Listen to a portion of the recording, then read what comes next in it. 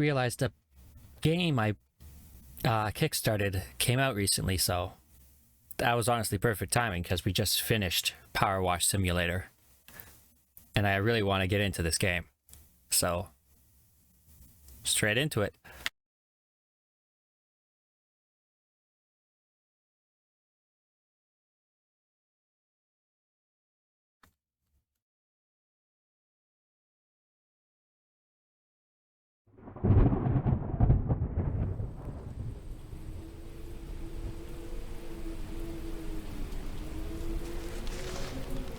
Dear reader,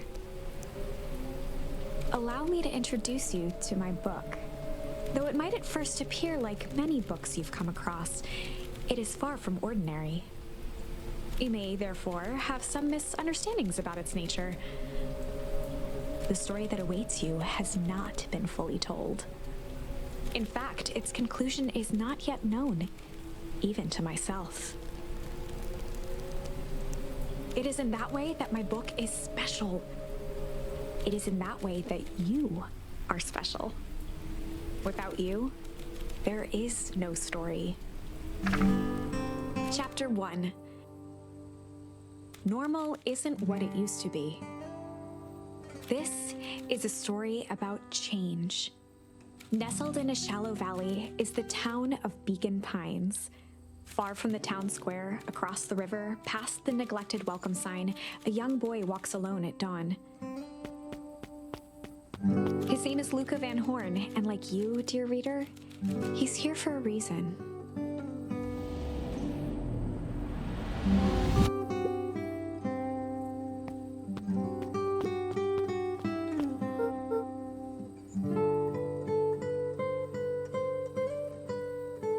I was gonna say, I like the narration, but I guess that's all the voice acting there is, if the characters don't have it. I'm debating whether I should try different voices or if I should just read it as is.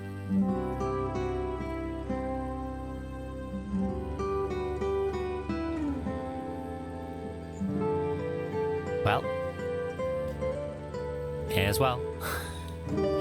Hey, Dad. How do I sound like a little kid?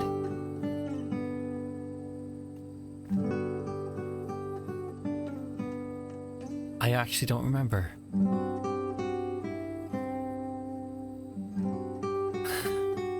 How are things going? Today's the first day of summer vacation. Oh, I can already tell how this is gonna go. I start middle school next year, I guess. I was 6 years old when you died. And it's been 6 years now. From here on out, you've been gone longer than you were here. Feels like that should mean something. Mom always said this tree was your favorite spot in the world. Me too.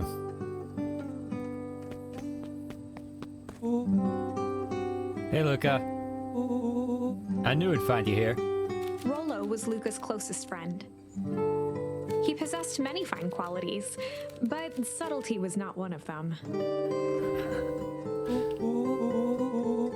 Well, after I banged on your door till your gran answered.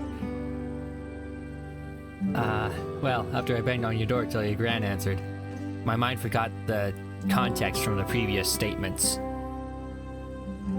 So I did not know what to do with that sentence at first. And after I checked the pod and climbed up to the treehouse, then I knew I'd find you here.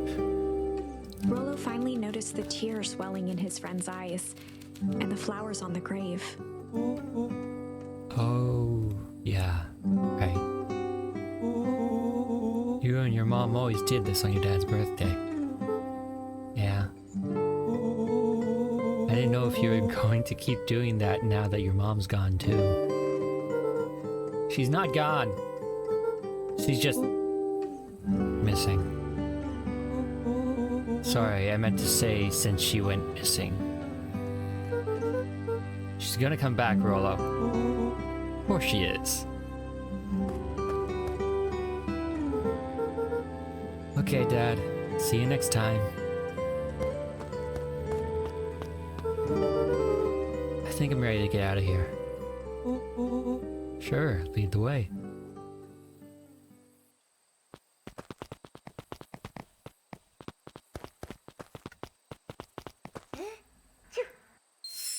Ha!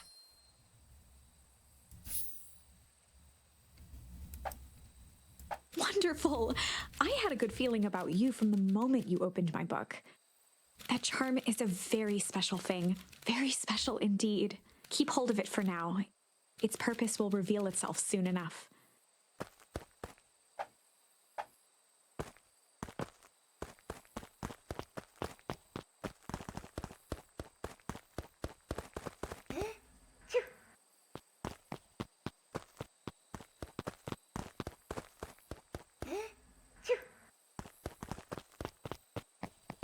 Ah, I can't outpace the dandelions. Oh yeah, I almost forgot. The whole reason I was looking for you. I was wondering if you would ever get to that. Found the perfect way to start our summer. How's that? Rollo looked to the side suspiciously.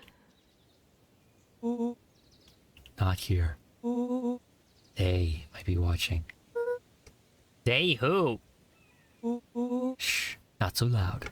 We need to do this in a secure location. Mission control. Alright, I'll just have to tell Gran and then we can head out. What are you gonna tell her? I don't know, I'll think of something.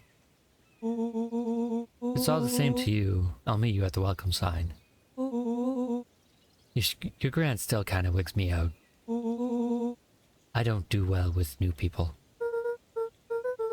She moved in like half a year ago. Just meet me at the sign when you're done. Suit yourself. I won't be long.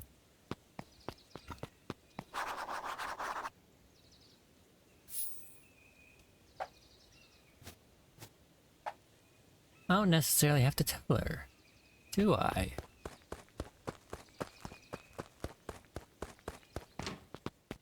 Dear reader, forgive me for this interlude.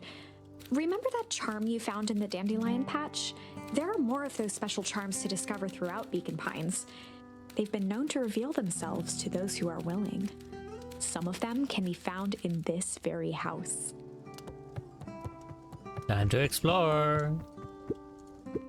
Gran had already lit the fire. She kept a warm house, as if by grandmotherly obligation.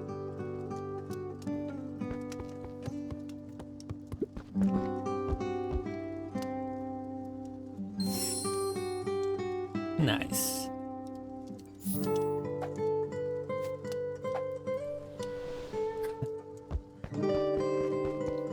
One of his father's old stethoscopes. Luca had spent countless hours listening to anything and everything with it. Not for years, though.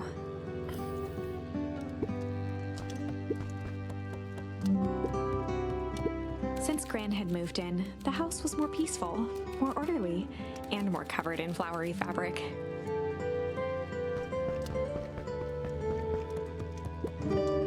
Just some dusty knickknacks.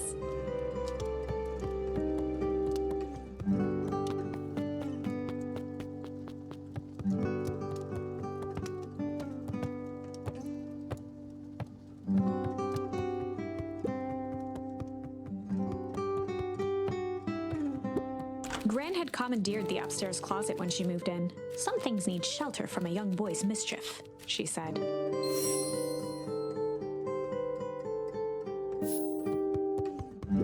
Luca paused at his parents' bedroom door. He just wasn't ready to go in yet.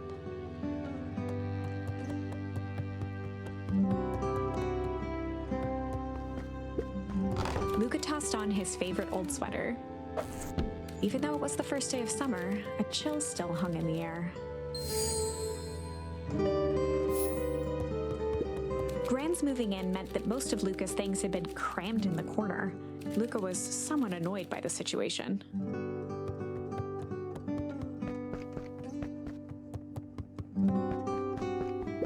Gran bed was undisturbed.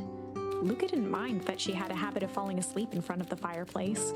It meant that he could read late into the night.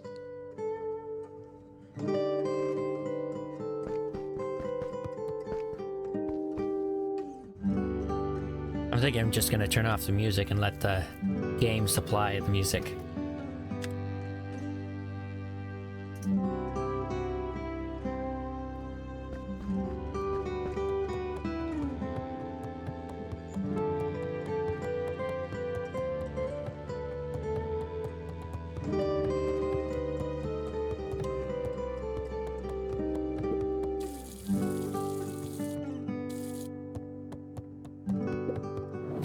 Scissors, a broken can opener, a mostly empty bottle of glue, and some loose string. An array of prepared meals crowded the refrigerator, each labeled with the day of the week.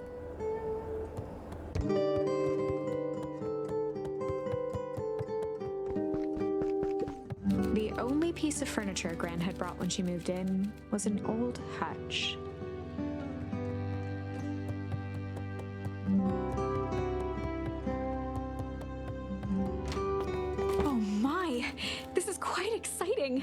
I am now certain that you are the one I've been waiting for all these years. Hey, Otome. Yeah, it's a new game. The Kickstarter released the keys recently, so I picked it up off of itch and I just wanted to start playing. You'll recall I was a bit coy regarding the use of charms earlier. Excuse me, I tend to have a flair for the dramatic. You are about to encounter your first turning point. Yeah, I already did all the jobs in Power Wash Simulator, so I'm not going to binge that game for a while yet. Again.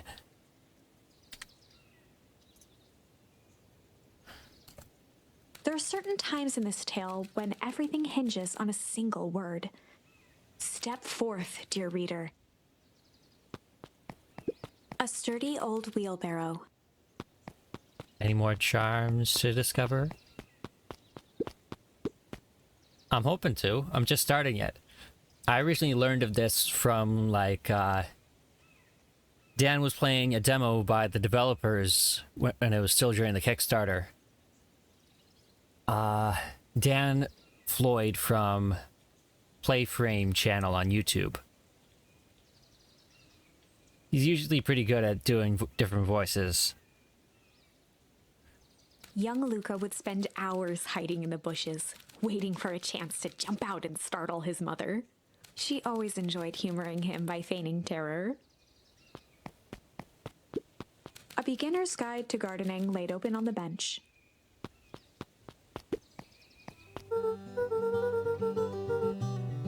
Hey Gran, I'm gonna go hang with Rolo for the day. See you later. Hold up now. Where are you and Rolo headed exactly? Oh, nowhere special. The less Gran knew, the better for everyone involved.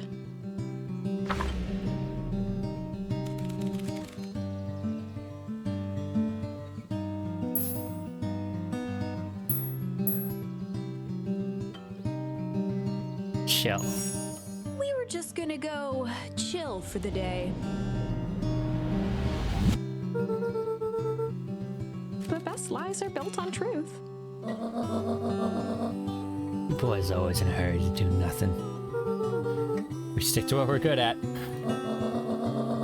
I'll make sure you're done chilling in time for supper.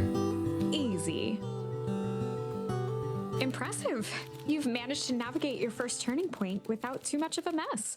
That is the power of charms. A single word can change everything. I think it's time to introduce you to the Chronicle. The Chronicle is a record of the decisions you've made. You can see the turning point, which has been revealed. At any time, you can use the Chronicle to go back and invoke different charms, creating new branches. Luckily for us, this is the one and only turning point where the charms won't dramatically alter fate. It's the perfect opportunity to experiment with rewriting things. A grand jury?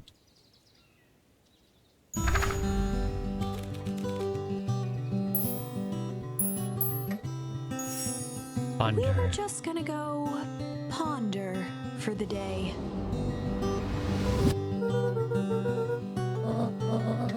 Oh, really? What are you boys going to ponder on such a lovely day, exactly? This was Luca's chance to sell his alibi. You know, big stuff, small stuff, mostly medium pondering. Nailed it. I'll make sure you don't overburden yourself with the preponderance of pondering. Huh? Oh, forget it. Off with you now.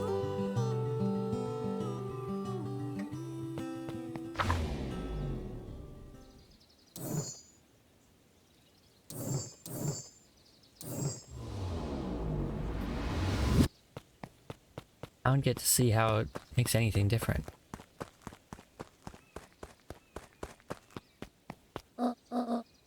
Oh, and Luca? You and Rollo stayed out of trouble. I know, I know. And of course, that's the next thing on the list.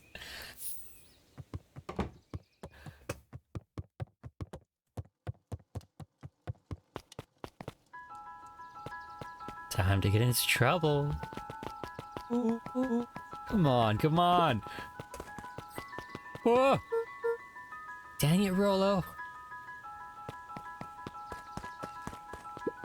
For a town that saw few visitors, the welcome was perhaps more grand than necessary. The road leading to Beacon Pines was long and uninspiring, a sort of natural barrier for the impatient.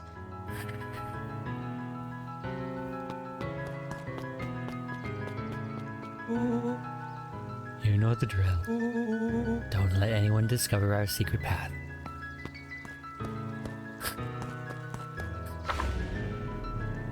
Chapter 2. Welcome to Beacon Pines. For many years, this valley had been a small mining outpost. It wasn't until Sharper Valentine built his fertilizer company that Beacon Pines was established. Over the next 30 years, the town had grown and prospered. Until the foul harvest and his sudden death. Well, if that's not foreshadowing, something. In the 6 years since, everyone was simply trying to get by. Wait.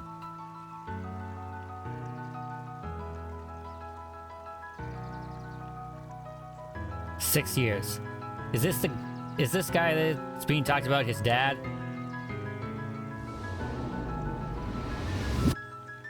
Perennial harvest. Hey, Mr. Kerr. Hey there, pal. William Kerr was the CEO of Perennial Harvest Company.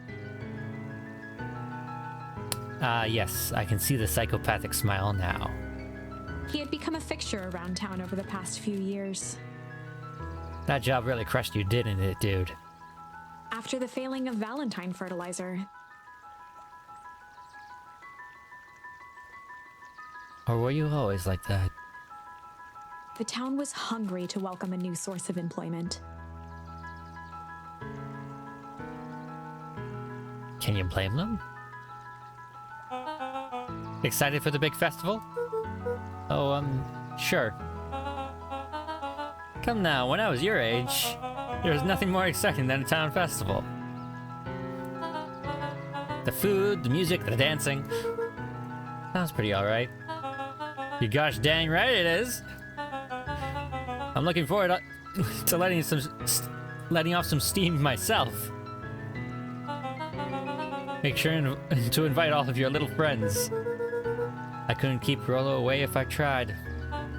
Excellent. Sorry, Luca. I've got to get back to the proverbial grindstone. A harvest awaits and all that.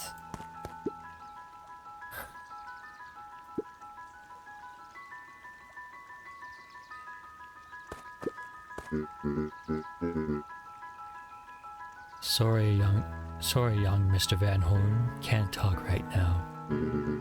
Very busy with preparations. Mayor, Augustus Valentine was not busy. Oh, sorry, Gus. How many times do I... It's Mayor Okay, so it's his dad that died.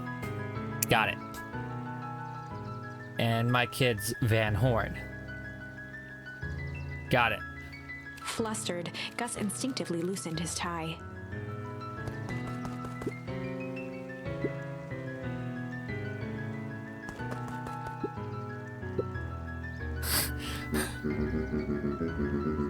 All right, what can the mayor of Beacon Pines do for you today?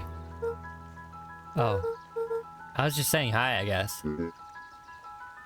Well, good day to you too, young Mr. Van Horn.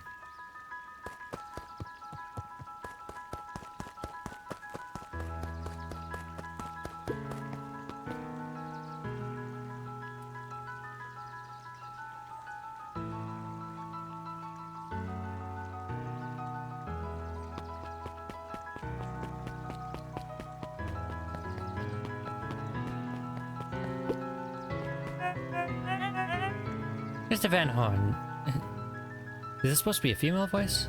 I think it is.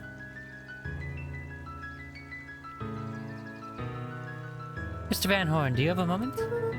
It's just Luca. Golly, I'm sorry. It's my first week at Perennial Harvest. He pulled a pen from the pocket of his sweater vest and began to frantically jot something down on a clipboard. Okay, so it is a guy. Okay. Wonderful. It won't happen again. If we're going to be on a first-name basis, then you can call me Pete. Oh, nice to meet you, Pete. Sorry, what are you writing? Oh, just documenting. Gosh, it's exciting to be part of something so darn special. You know, it's not just about the new fountains and phone booths. We're going to change the world. And it all starts here, in Beacon Pines. Isn't that amazing? It still feels half-baked to me because it's my voice slightly changed. Uh-huh. Anyway, I'd better get... Oh, that reminds me. We'd love to hear your thoughts. Thank you. My thoughts? You bet. If we're going to change this town, we need to get every detail right. That sounds intense. Changing the world is intense. Dude, you set your bar way too high. So what do you say? Could you answer a few questions? Well, I guess if it's quick. Wonderful. Open to answering a few quick questions. One down. See? It's not that hard, is it? Oh, okay. We're going already. Question 2. What is something you love about Beacon Pines? I've never really thought about before. Perfect! It's the only place I've lived. See? It wasn't so that wasn't so painful. Pete stopped scribbling and glanced up from the clipboard. Was it? I guess not. Huzzah! Our first 3 questions in record time. This guy! Are you literally writing down everything? Thank you so much for your time. I need to process these answers. We can save the rest of your thoughts for later. Okay. Our harvest awaits!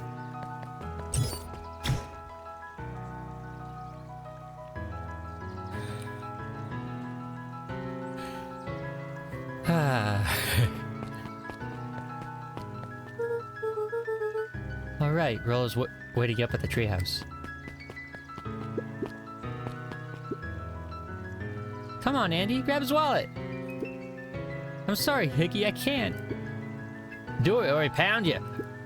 Yup. How about my mom said, yeah, but. If I had a nickel for every yeah, but, I'd be the freaking king of nickels. Ain't that right, Tish? Yup.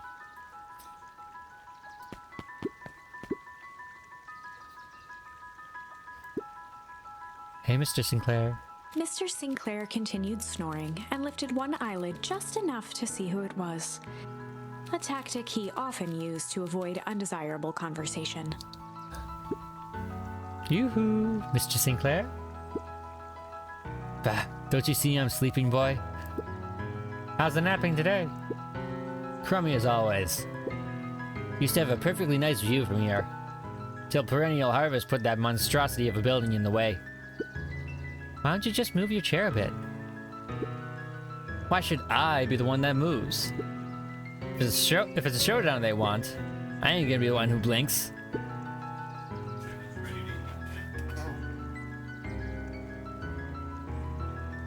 I mean, I don't think perennial harvest is gonna care.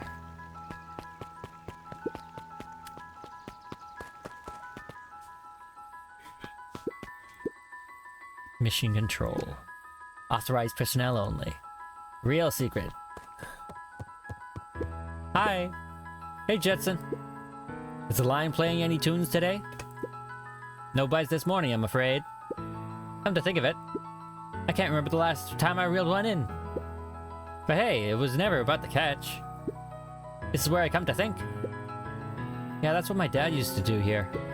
That reminds me, if you ever want this chair, if you ever want his chair back, I've taken to standing recently. Keeps me from falling asleep at the reel. If you don't mind, I think it should stay. Not at all. An empty chair makes for a great listener. Wait. Whenever Luca saw his dad's chair by the pond, it reminded him of the days they'd pack up a couple of sandwiches and fish until sundown. Oh, okay. Luca opened the tackle box and picked the perfect bait.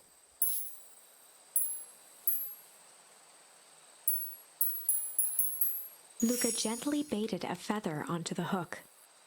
Good for skimming the surface.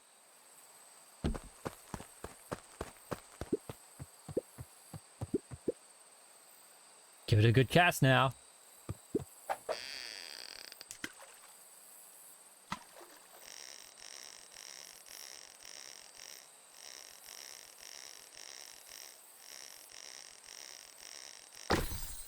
A ducky?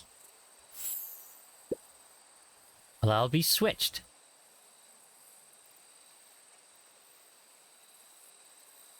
Yeah, it's all really good art. It's your old rubber ducky. You were just a little drooling ball of fur when you lost that. Cried for days. I told you it'd turn up. Quack. Cute. Luca tied a shoestring to the hook. What fish could resist a nice shoestring? Okay, what is actually in this pond? Because it's obviously not fish.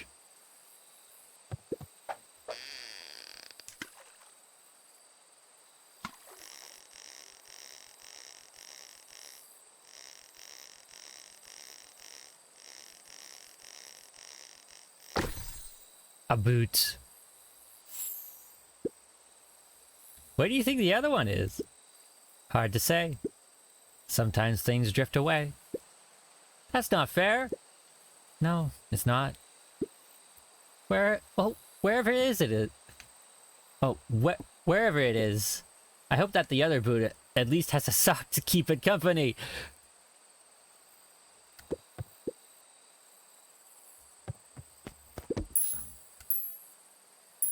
Luca gently baited it. Good for skimming the surface. Okay. Anything else?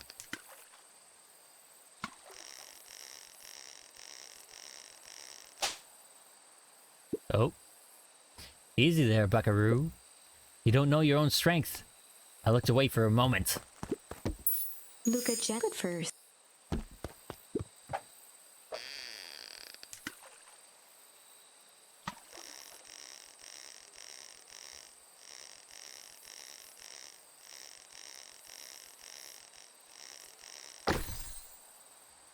Okay, it's just the same ducky.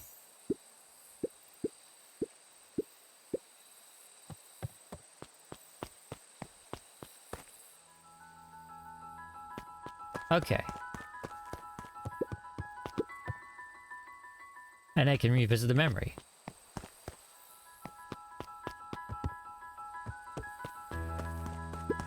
The boys had a good thing going, as long as they kept old Jeff happy. They had an endless source of precious materials to add to the treehouse. Resourceful little brats.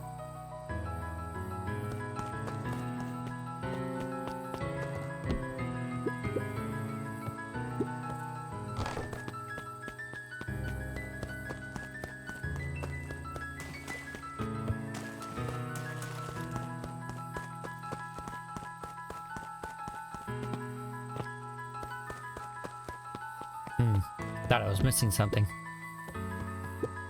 On certain nights, when the clouds were just right, the boys could tune into strange patterns of static. Rollo thinks it's aliens. He always thinks it's aliens. Because aliens. After Luca's father had passed, Rollo became obsessed with them building their own Hank atomic star scraper. It was some time before Luca realized it was Rollo's way of keeping him occupied. Good friend.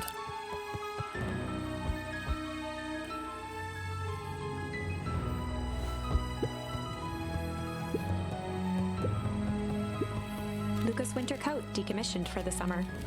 With the cold holding out longer than usual, he reconsidered its usefulness.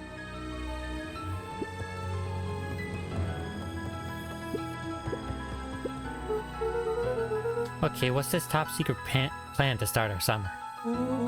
So you know the abandoned warehouse by my place? The old Valentine building? Yeah, well, it isn't abandoned. What makes you think that? Get this. Last night, it was glowing. Glowing?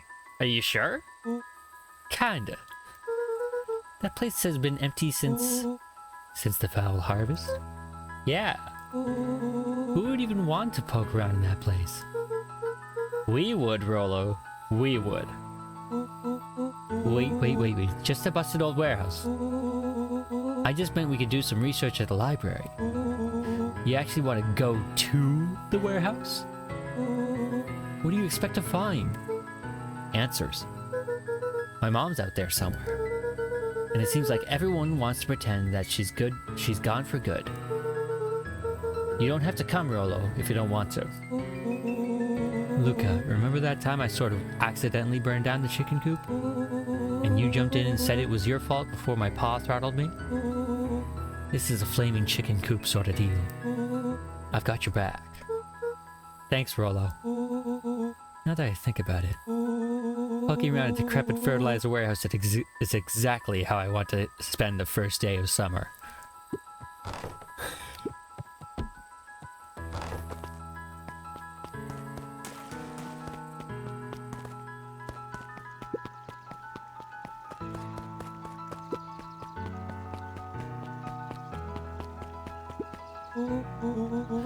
I'm catching my breath a bit. Go on. I'll catch up.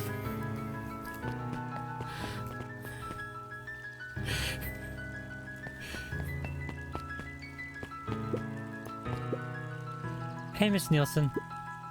Morning, Luca. Any big plans for the summer? Not really. Wait, she already has one baby, and there's another one on the way already? What? Busy couple. Heard anything about the old fertilizer warehouse? Any strange happenings? Can't say I have. Either way, a dusty old warehouse is no place for a young boy. You be safe now. Luca could see the morning regulars nestled in their booths at the early bean.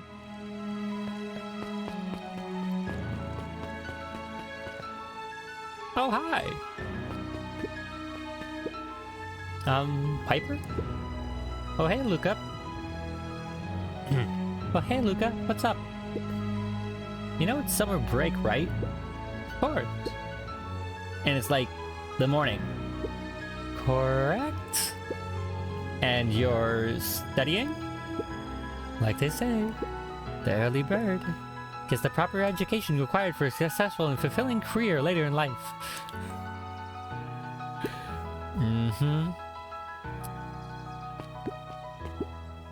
Hey, Zariel. Hiya, Luca. Could you please tell this lazy butt to help out in the cafe? Lumi, Zariel would like you... Luca, give me you a little gem... Luca, let me give you a little gem of advice. If you never do what you don't love, then you'll never work a day in your life. That's not quite how the saying goes, dude. Although, no one ever truly avoids the grind work of whatever it is you're doing, whether you love it or not. Wow. You're really setting up the kid for success.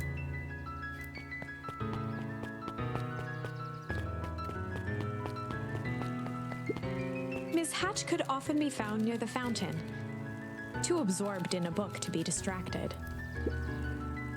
The two wandered down the wooded path, unaware of the danger ahead. Ominous. Oh, this is getting good.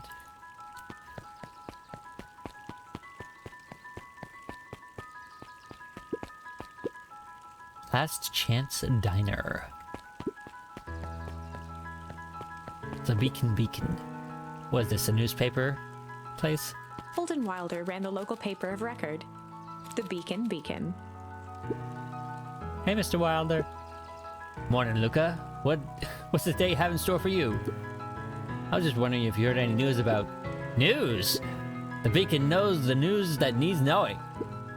Any news about the old fertilizer warehouse? Nope. Oh.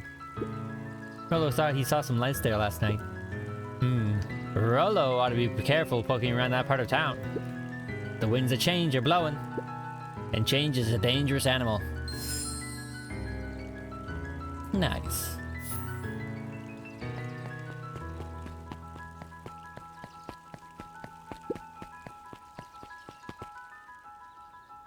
Ooh. A bat? Hey, Dawn. Sorry to wake you. No problem. Comes with the job. Dawn had dreams of becoming a big-time reporter. At night, she searched for the story that could be her big break. By day, she hawked papers at the newsstand. What's up? Rollo said he saw something strange going on at the warehouse. You know anything about that? You might say I've heard some things. I'm working on a story about it right now. What's going on? Can't quite say yet. I still need to follow up on a few leads. Keep me in the loop, okay? Sure thing. Seems to be quiet in town today. Yep. Everyone's preparing for the festival. Should be back to normal tomorrow. Catch you then? Catch you then. Oh, and Luca? I'm really sorry I haven't been able to find anything out about your mom yet. I'm just grateful that you tried. I'm still keeping my ears up.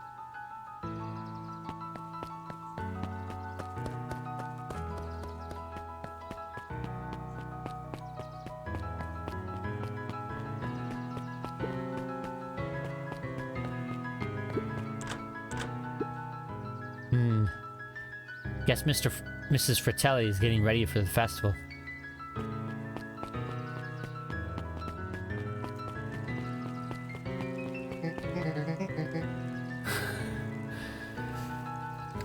Okay, here we go. The big sister. Luca, just the fellow I was looking for. Good enough. Hey, Roxy. Oh, what's right. up? Rendezvous with Roxy. This is an important turning point. The first time where your charms will change the course of fate. And currently, we only have one suitable charm at our disposal. Have no fear, we can always return later using the Chronicle once we find more charms. Well, now I'm just rambling. Where were we? Have you seen my blockhead brother today? He skipped out before breakfast. Well... not really, no. Can't say I have. Can't say or won't say. Roxy, would I lie to you? Luca, wait up! I almost forgot to tell you. Roxy might be lurking around here. This is one of her places to stand around and be useless. Rollo? So we need to make sure she doesn't spot us. Rollo?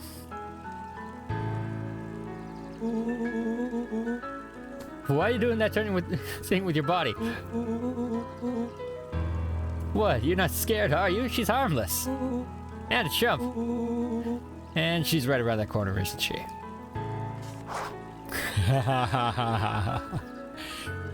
Mission accomplished. Don't mind me. I'm just standing here lurking uselessly. Oh, hey, sis. Nice weather we're having, eh? I couldn't help but notice you snuck out this morning before breakfast. Wasn't hungry. And also couldn't help notice you left your morning chore. Also couldn't help notice but your morning chores were left unchored. Roxy, I'm gonna level to you. I'm sick and tired of digging up carrots. They all gotta pick up the slack since the fall harvest. Almost every carrot I dig up is rotten. And the rest look like they were hit with a Hank Atomics shrink array. All the more reason to keep on digging. There's gotta be more to life than punny carrots. Look, Roxy, Luke and I have places to be, so if you don't mind... Oh, I do mind. I'm not gonna catch hell again because of you. So either you march yourself home and harvest those carrots, or I haul you home myself. Rollo froze as Roxy took a step toward him, cracking her knuckles. Luca knew he had one chance to save his friend from being dragged home.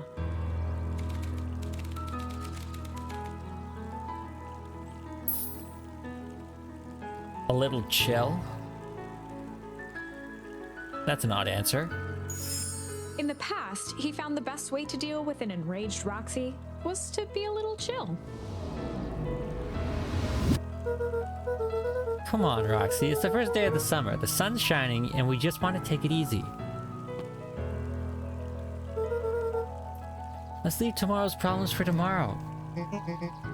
That's great and all, but Rollo's problems have a way of becoming my problems. And Paul always says tomorrow's work is best left for yesterday. March, you big oaf. Ah, rat. I expect a full report about the Valentine place. A full report!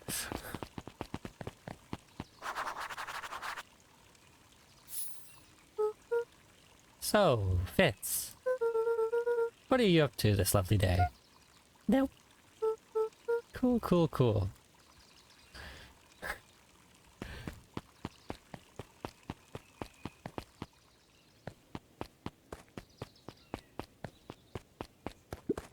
Oh.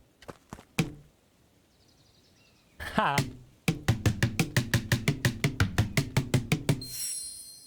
Ha ha ha ha ha ha. Can I? Can I?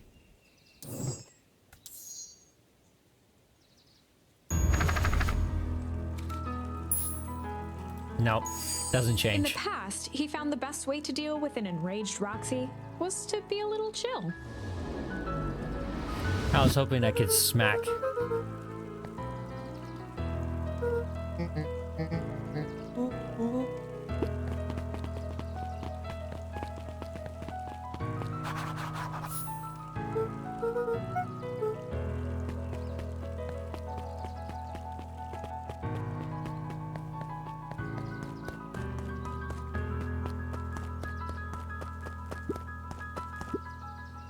Hey, Griffin. How's the ice cream gig going? Not great. Still pretty cold out. And I'm in the business of selling cold. I'm sure things will warm up soon. Mr. Tolliver's not at his grocery stand. Mr. Tolliver's not at his grocery stand? It's prepping for the festival, I guess. Gotcha.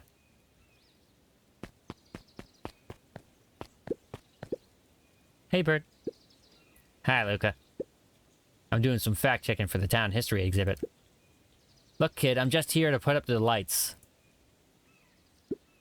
But did you know, when the town was founded, that there was only 7 citizens? And they all worked for a mining company? And there was only one dirt road leading to the town? And there still is only one road leading to the town. Oh, right.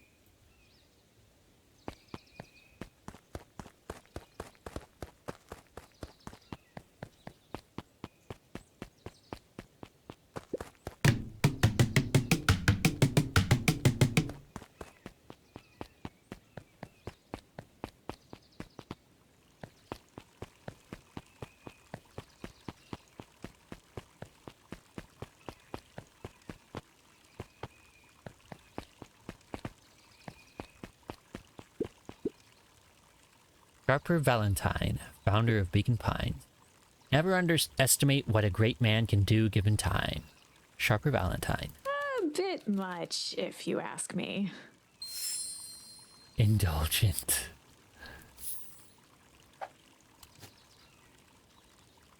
Tickle, ponder, hide, chill, junk, change, smack, indulgent.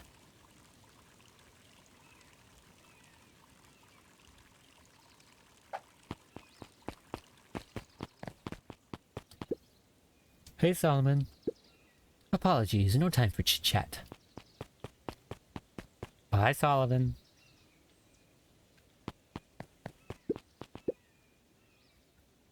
Looks like the library hasn't opened yet.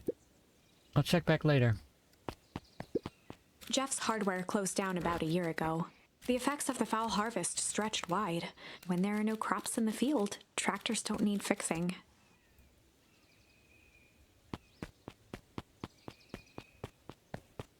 Nun Creed's drugstore. Luca, my boy, hold up a tick. Oh, hey, Mr. Nuncreed. I was just on my way to... I just sold the last jar of your grandmother's preserves. Can't stock the shelves fast enough, it turns out. Oh, hey, that's great, but I'm actually... I guess Juniper will have to swing by with more of her lovely jam. Uh-huh. Well, don't let this old man slow you down. You just remind her that she still owes me that dance. A promise Gran regretted the second it was made. Will do. She's a fine woman, that Juniper. Yeah, she's pretty cool, I guess. A real fine woman. Gotta go. Sweeter than any jam on earth. Great! The phone booth was brand new, part of Perennial Harvest's Beacon Pines Reborn initiative. It didn't see much use.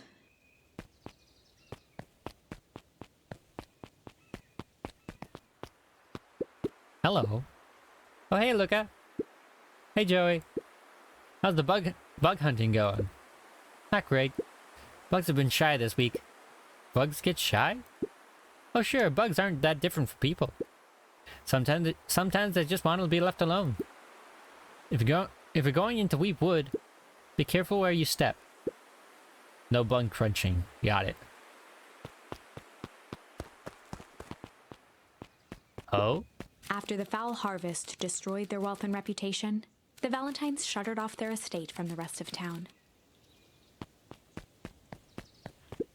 They don't use it for anything? The Valentine Mansion loomed over every other building in town, both figuratively and literally.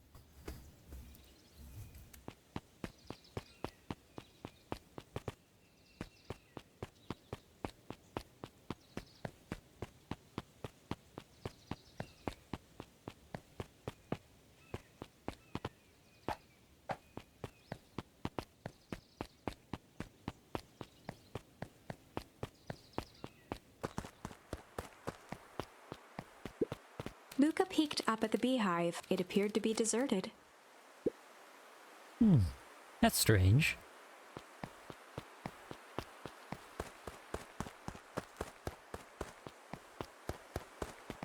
The path led into a small hollow at the edge of Weepwood.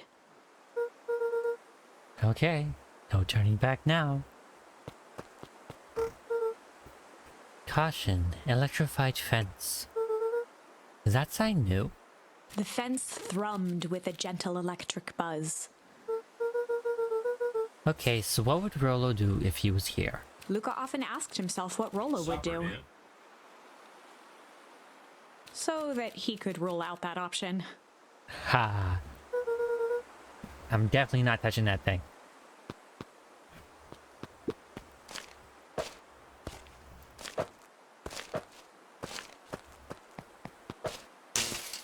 As sparks flew from the fence, the light atop that section shut off. 2 bulbs remained.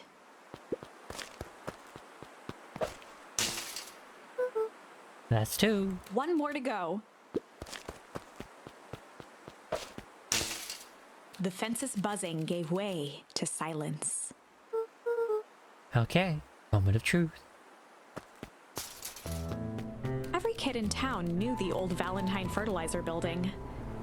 Long abandoned, the warehouse once served as the industrial heart of Beacon Pines. Now, it stood only as a reminder of things left behind. The dormant building showed strange signs of life. Okay, so Rollo wasn't exaggerating for once. What's going on here? There was only one way to find out. Wow, that smells awful. Too bad Rollo's not here. He'd have no problem poking around in there. The hose emitted a subtle sound. It was actively draining some kind of liquid.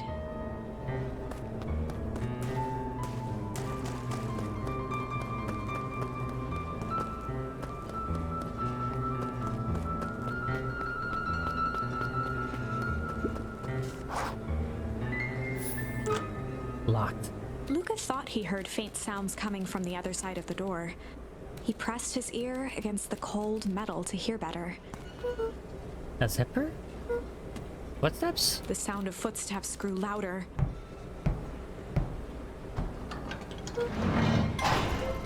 Hello? Shit.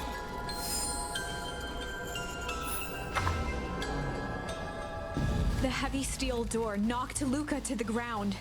Disoriented, he looked up to see an imposing figure silhouetted in a green glow. It lunged toward him. He tried to scramble away, but felt a gloved hand latch onto his ankle. Luca watched his fingernails leave trails in the dirt as the hand slowly dragged him back through the door, into the lab, into the green light. This is a story about change. This is a story about change. It was far from the sort of change Luca imagined for himself. But change is, after all, a dangerous animal. The end? I probably should have warned you about this. There are many paths that our story can take. Most will end in tragedy, but don't let that discourage you. We will find the ending that this story deserves. I just know it. From here on out, a charm will have a check mark when it's been used to its full potential at a given turning point. Now, let's try something different.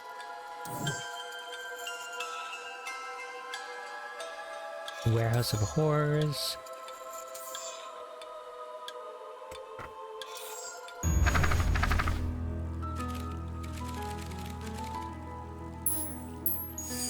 In the past, he found the best way to deal with an enraged Roxy was to be a little shit.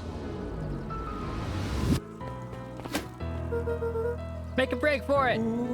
What have you done?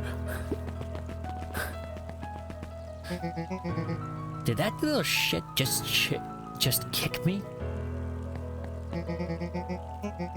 Run all you want, you little twerps.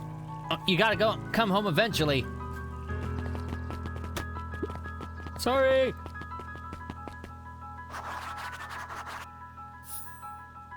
Oh, those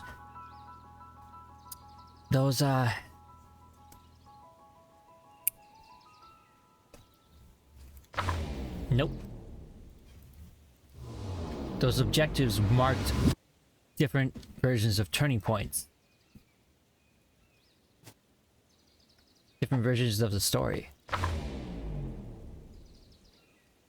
So there's 2 branches, and now we're on the other one.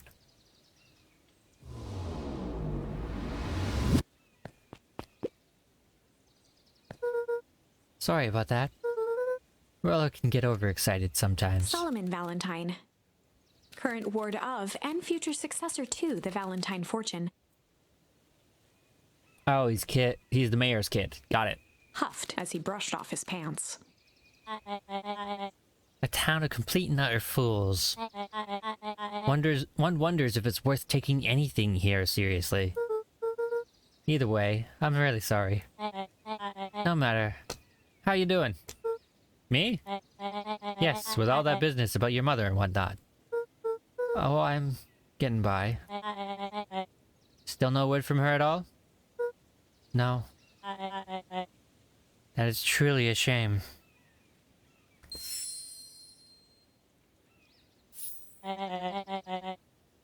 Your grandmother has taken residence to keep house? Yeah. And how's that going? You mostly stay out of each other's way. You make it sound like she's rarely at home. It's not like that. She just has a lot to do. Mm-hmm. She's still settling in, trying to figure out how to make ends meet. Indeed. Well, count your blessings. It's better to have a caretaker who's rarely around, in lieu of one who tries to compensate by smothering you with attention. That doesn't sound so bad. Trust me when I say, it's best to rely on yourself. Family has a way of creating more problems than they solve.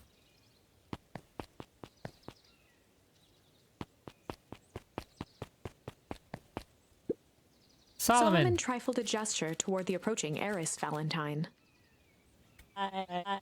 Speak of the devil. Do not wander off like that. I'm much too busy looking all over for you. Apologies, Harris. I was just taking a stroll through town. Strolls are for commoners. You're a Valentine now. He wasn't before? I want you to be present for the construction of the History Museum. The future of this town relies on its ability to remember our family's great past.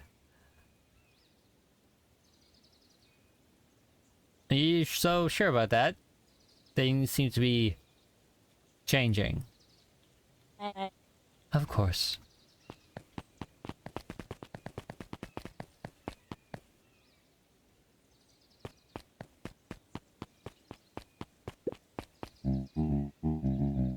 Look at my boy. Hold up a tick. Sorry, Mr. Nuncreed. Kinda in a hurry right now.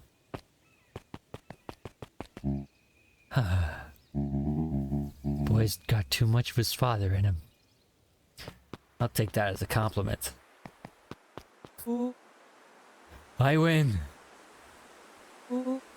It'll help. I am the champion. We were racing. Did that road get longer? Like anything ever changes around here. It seemed longer. You're just lightheaded from the run. You really need to pace yourself better next time. Not sure why I would take your advice from second place. Has that sign always been there? Wait, what? Caution, electrified fence. No, that's definitely new. Creepy. How are we going to get around that electric fence? Don't worry, I've got this. Why did you do that? Papa always says you can figure out what the plan was when you're done. Not so sure that's a great plan, Dad. Great. What now? Well, I did my part and established that touching the fence is bad. I'm sure you can handle it from here. I'll supervise. From a safe distance.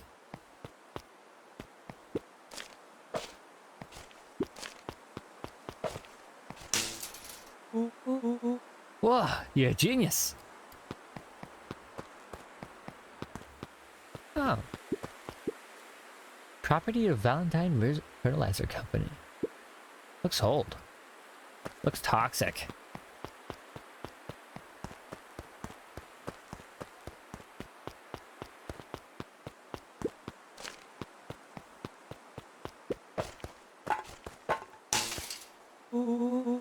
I think that did it. Luca, you never fail to impress.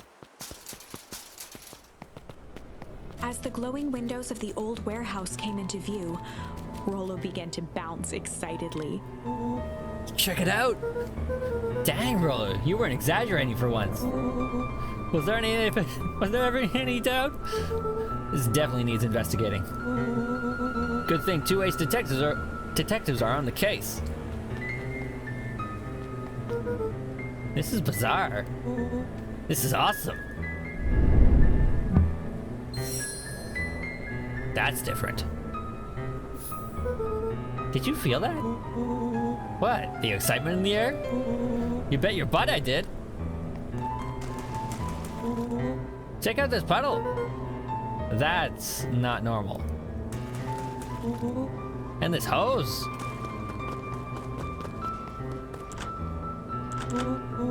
Aw, man, the door's locked. Try harder. No dice. It won't budge. Oh well. This dumpster is new, right? I bet it's got stuff in it. I can't really see what's in here. Who did all this? My nose is itching. I think I smell some treasure. Are you sure that isn't the hazardous waste? Just help me get in. Rollo, it would be my honor to throw you in the trash. Come on, Lady Luck. So, what's in there? Let's see. There's a squishy bag of squish. Wow.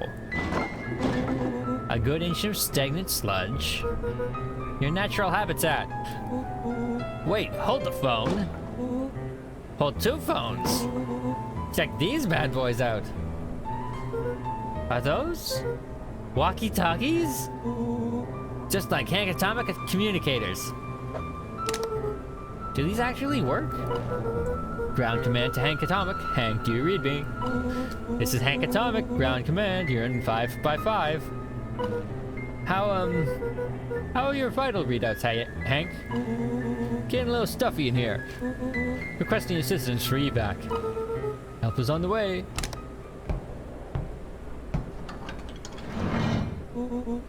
What was that? Someone's coming. Give me your hand. I'm trying. My hands are covered in squish. Scoot over. I'm coming in.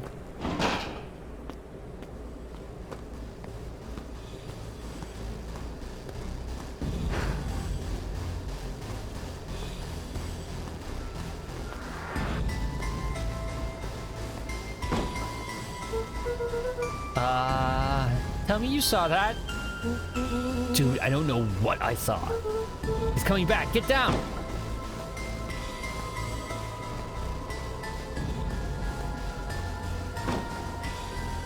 Is that a body? The boy sat petrified under the weight of the bag.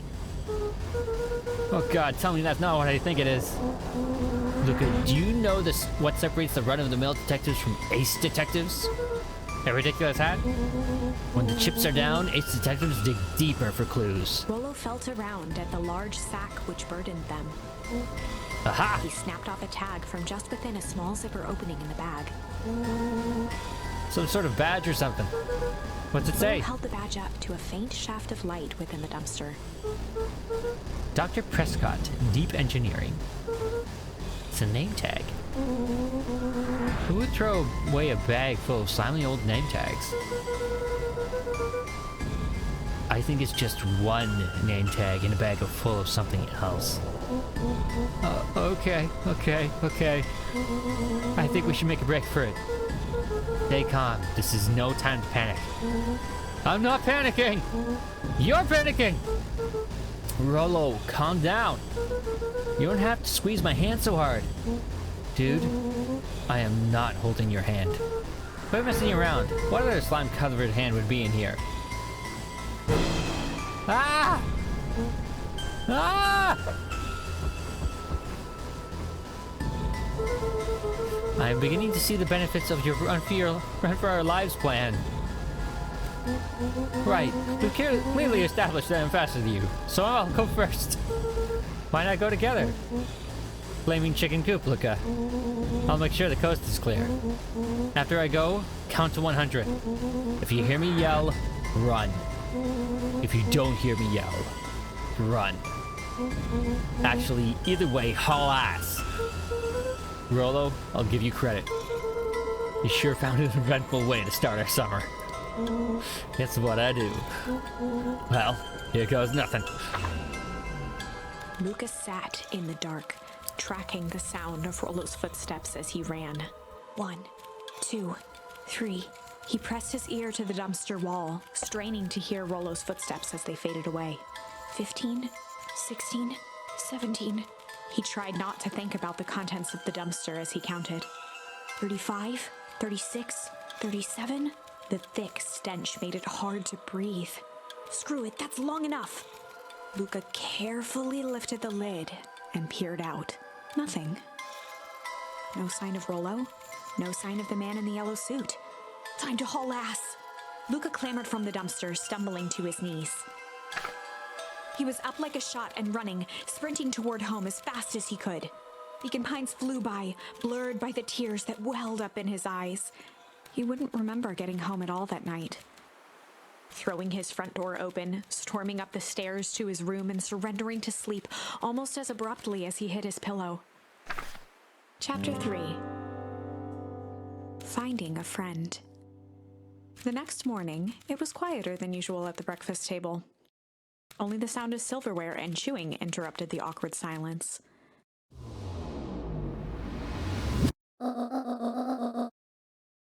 I finished jarring a mess of jam last night. Uh-huh. So that'll need to get delivered into town today. Okay. So, what did you and Rollo get up to yesterday? Oh, nothing interesting.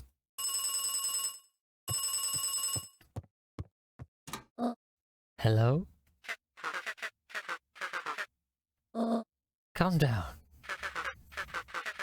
Oh, of course it was the right thing to do. Start gathering folks, I'll be right there. Are you sure there isn't anything you want to tell me about yesterday? Anything I want to tell you? Not really, we just sort of ran around a bit. Gran's brow furrowed. She let out a long sigh. Her voice was quiet and even. I have to go take care of something. You are to stay in this house for the day. Under no circumstances are you to leave. What?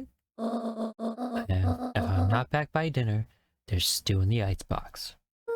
But nothing. You are to stay here. Understand? Yeah. Say it.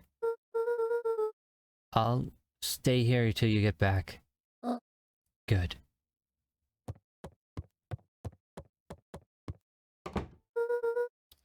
Well, that was strange.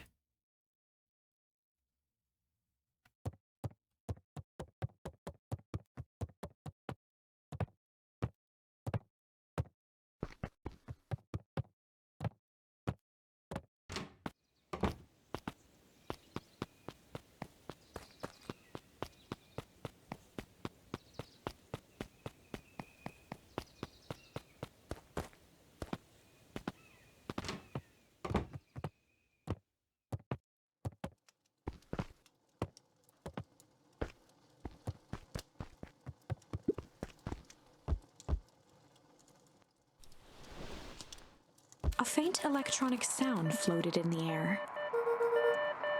that coming from upstairs? The walkie-talkie! Hello? Is anyone there?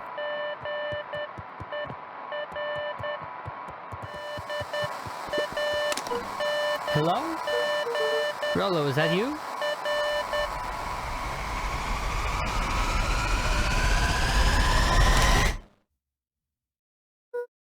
Over?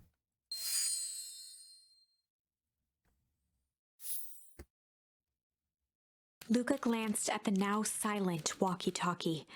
He wasn't sure what to think.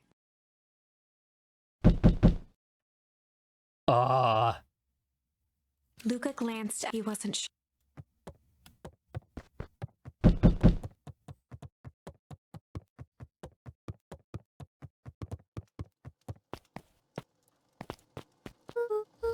Oh, hey, Roxy. Is this about me, accidentally kicking you yesterday? Is Rollo here? No. Look at me, Luca. This is serious. Is Rollo here? No, I haven't seen him since yesterday. Rollo didn't come home last night. What? A pit formed in Luca's stomach. Where was the last place you saw him? We were playing around in Weep Wood, and then it was late and we went home. Weep Wood? If he's alive, I'm going to kill that little creep. Is there anything else? Anything that he said? Luca's mouth felt dry. No, we were just messing around. Okay. I need to go let people know to check the woods. You just stay out of trouble. Go see if he's hiding in the library or something. Luca could feel his heart beating in his throat. Rollo. Where are you?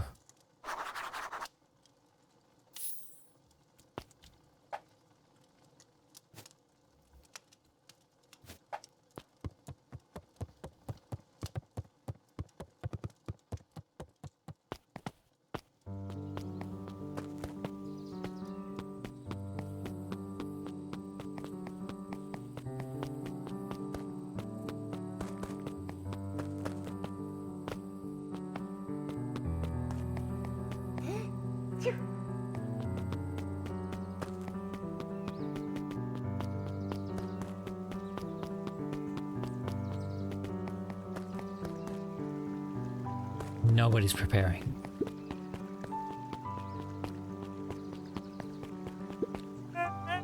Howdy, Luca. Hello again, Pete. I'm not Pete, you silly goose. It's Toby.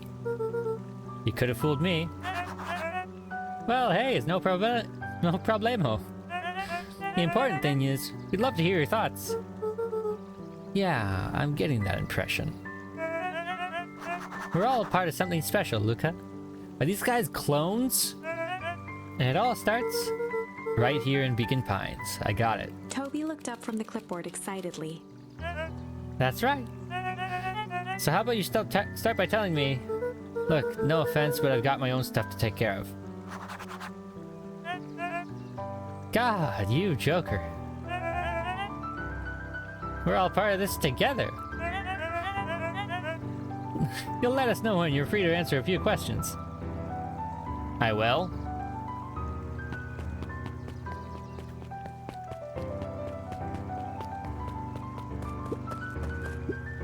Hey, Bert.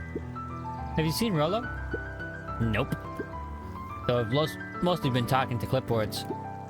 They've been setting up lots of stuff for the festival. This one said he had to process some answers.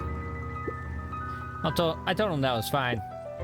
I'll wait right here until he gets back. He's calling all the clones clipboards.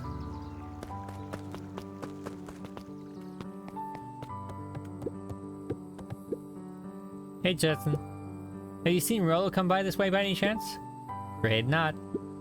As elusive as the fish in this pond. What are the words you got for me? Smack. Luca stuck a toy stretchy hand onto the hook. Ha! Those things always get dirty anyway.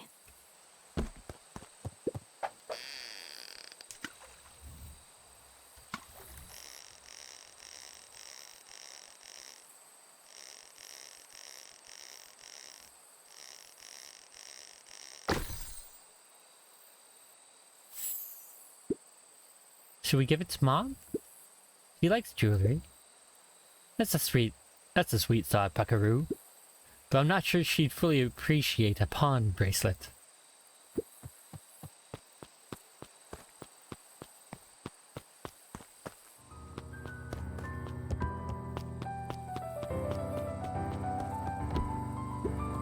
Nope.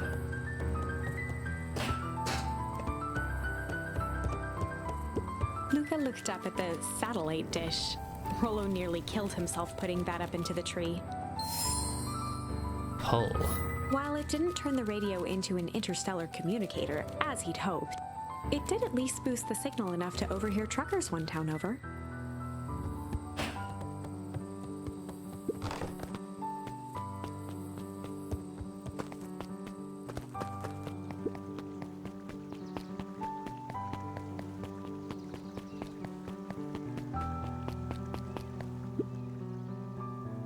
We really need to get back to work. Just a couple of more minutes.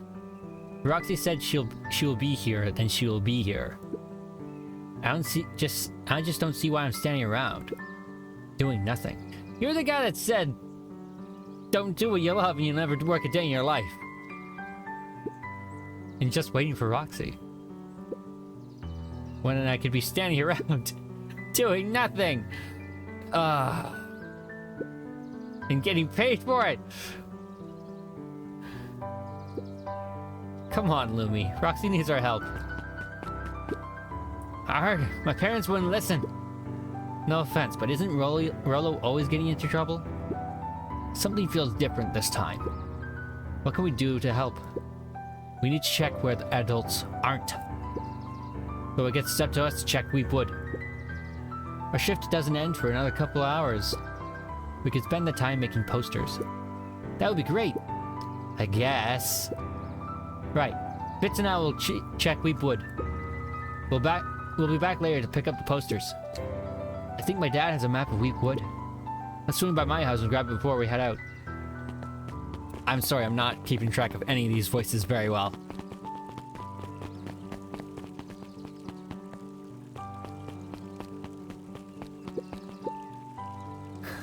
His eyes went wide in disbelief. What do you mean, vanished? That's impossible. Oh my. He doesn't even see the danger he's in. Thanks for that. I'm gonna take a moment, get some food. I'll be right back.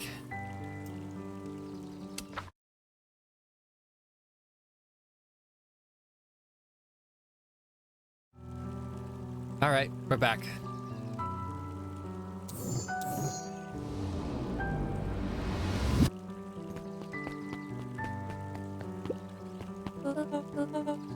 What's this about a missing child? I must stress that the situation is completely under control. Just all seems so terrible. And you're sure there's nothing we can do to help? Nonsense, young Mr. Cotter. Nonsense, young Mr. Cotter will turn up safe and sound, I am certain.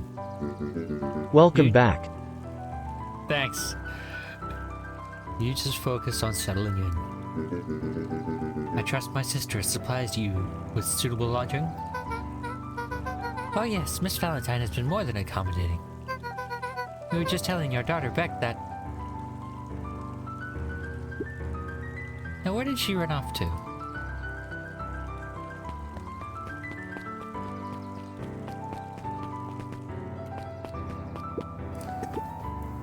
Hi Luca, what's up? You haven't seen Rollo around recently, have you? He doesn't come around here much. Not since they made a rule that he can only order decaf.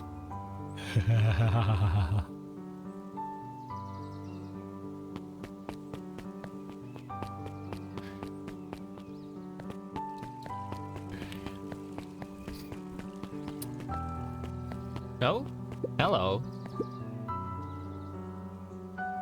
Ilson. Hey, Ilson. History Museum. It's laughable, really. Do you happen to see Rollo in there? No, just a shadow of a family. Clinging on to a town, clinging on to the past. Feel free to check for yourself. But don't expect to have your mind blown. Hey Griffin, has Rollo been by? Haven't seen him all day. I'm sure he'll show up safe and sound. I'm sure he'll show up safe and sound. And when he does, tell him that there's a strawberry chocolate double scoop waiting for him. On the house. He'll like that.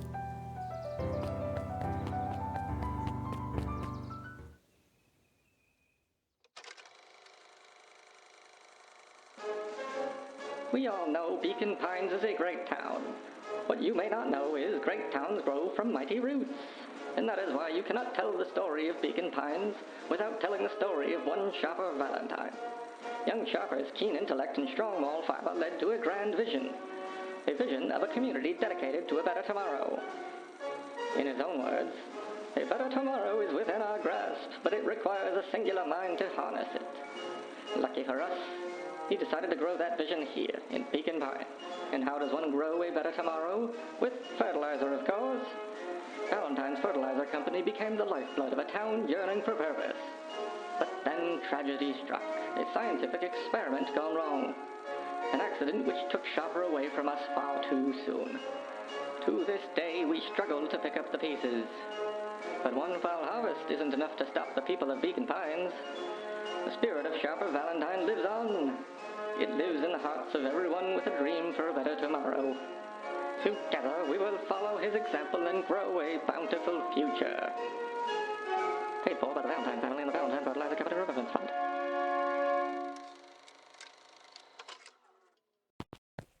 I was not expecting that. That was unhelpful. Wild theory. Sharper Valentine is in the yellow suit.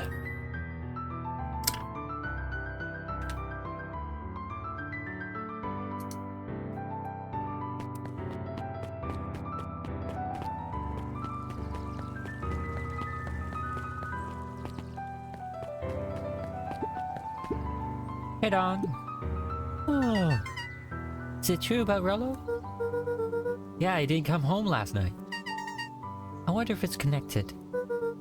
Connected to what? I was checking out on reports about increased activity around town. What sort of activity? Windowless trucks, mechanical noises, strange lights. Your typical shady stuff. Who would be doing all that and why? Well, I have a few leads. The Valentine family is always suspicious. Perennial Harvest certainly has the resources. Do you have any idea where Rollo could be? The best place to start looking is where the trail went cold. Where did you see him last? We were in Weep Wood, right by Valentine's fertilizers. I'll check out Weep Wood when my shift ends. I do my best work at night. And she's been invited to a bunch of trouble.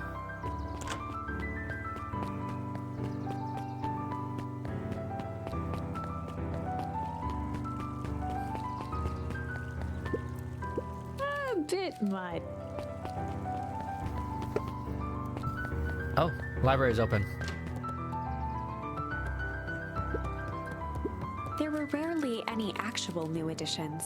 Simply a variety of existing content rotated into the front display each week. Not fooling anyone. Oh, the cobs I've eaten. A salad-centric travel guide for the mildly adventurous. Yuck. Sally Seashore's simple succulent sundries. That's a tongue twister for you. Luca brushed off a smudge of dust. Or maybe it was flour. 30 recipes so easy you'll doubt it's even edible. Eh?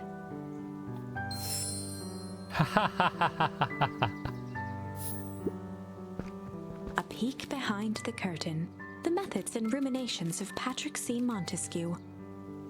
One of the greatest acting minds of our time. He wrote it himself, didn't he? By Patrick C. Montesquieu. Called it. Oof.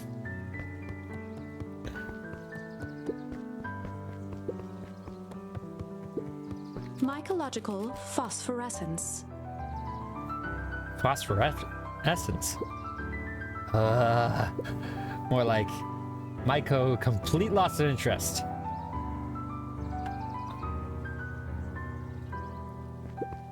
The bottom corner shelf was a dusty array of thick science books. Only one binding was clean enough to read. Cellular Biology and the Chemistry of Mitosis. Boring. I feel like I'm just being drip-fed clues. The entire top level of the library was devoted to comics, most of which were Hank Atomic and the myriad of lesser revered spin-offs.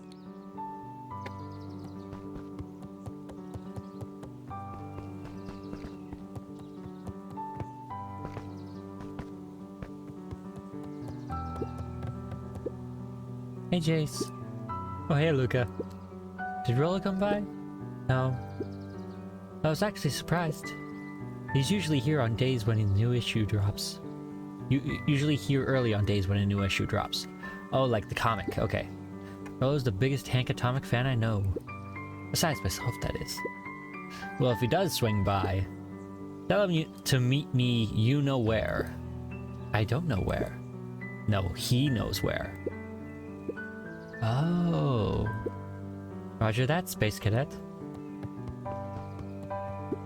Kato volunteered at the library during the summers.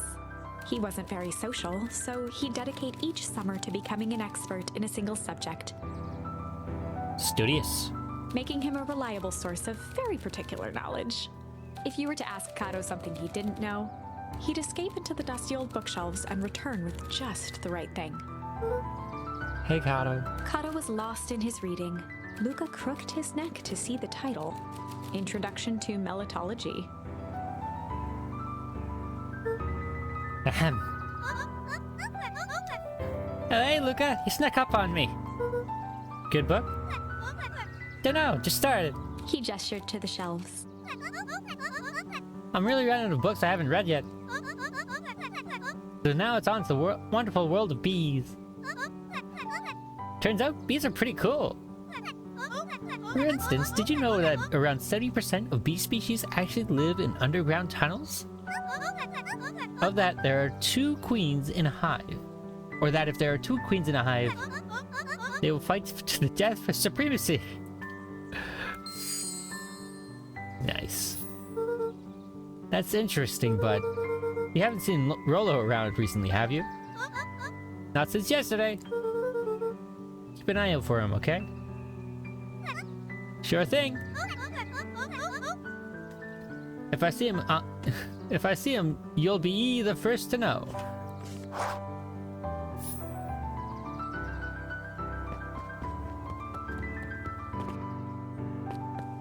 Hello?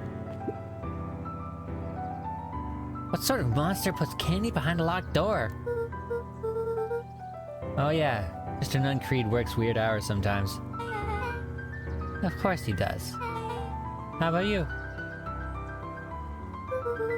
When do I work? No, what's your name?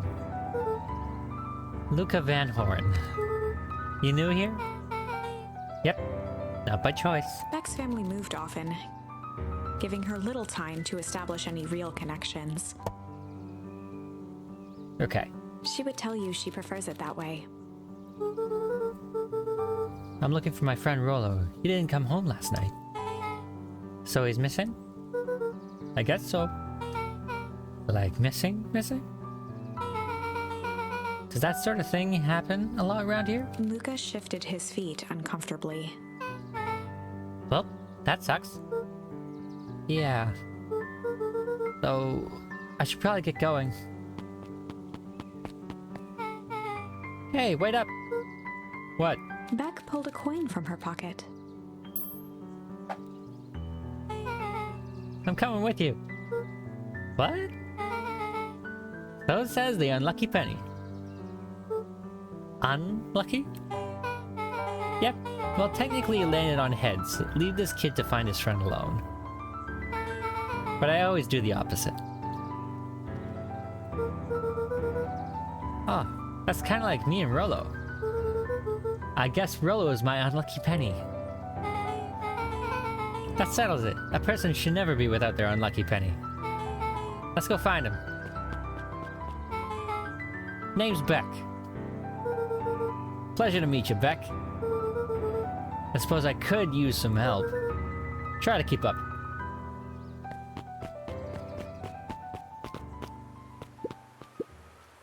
Joy, have you seen Rollo around? No, sorry, Luca. I've had my eyes in the dirt looking for beetles. I can't seem to find any. He never came home last night. Do you think it's because it's been colder than normal? I don't see why that would have anything to do with Rollo. No, the beetles! Do you think the temperature confusing their circadian rhythm or something? Who's to say? I'm no beetologist. Just keep an eye out for him, will you? Of course.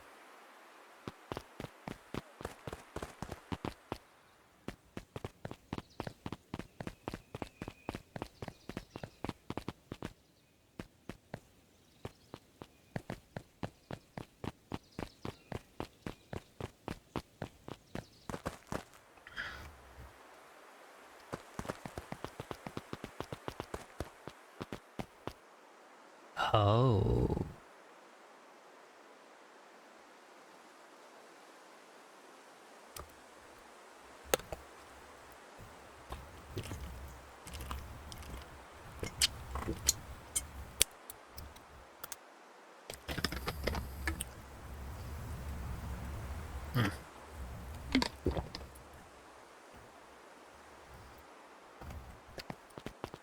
Okay. Dang, they boarded up the way in.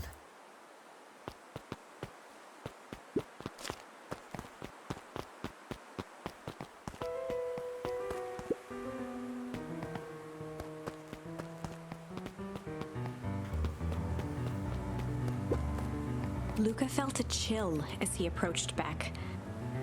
Her eyes were locked on the strange green liquid. The nearby grass was coated in a fine layer of frost. Is this sort of thing normal around here? Because puddles of glowing ooze are definitely not what I expected from this place. I have no idea what that stuff is. Well, the next obvious step is science. And what does science suggest? Poke it with a stick! Luca watched as Beck dipped a broken tree branch into the goo. Beck's eyes widened as flowers grew from the dead wood. My wild theory from earlier is definitely getting stronger. First small buds, which quickly bloomed into vibrant petals. What the? Cool! As quickly as they had grown, the flowers began to shrivel and turn gray. Beck dropped the stick with a grunt of disgust. Okay. So science tells us this gunk is weird as hell. Yeah, it seems dangerous. Hey, Dish, look what the cat dragged in.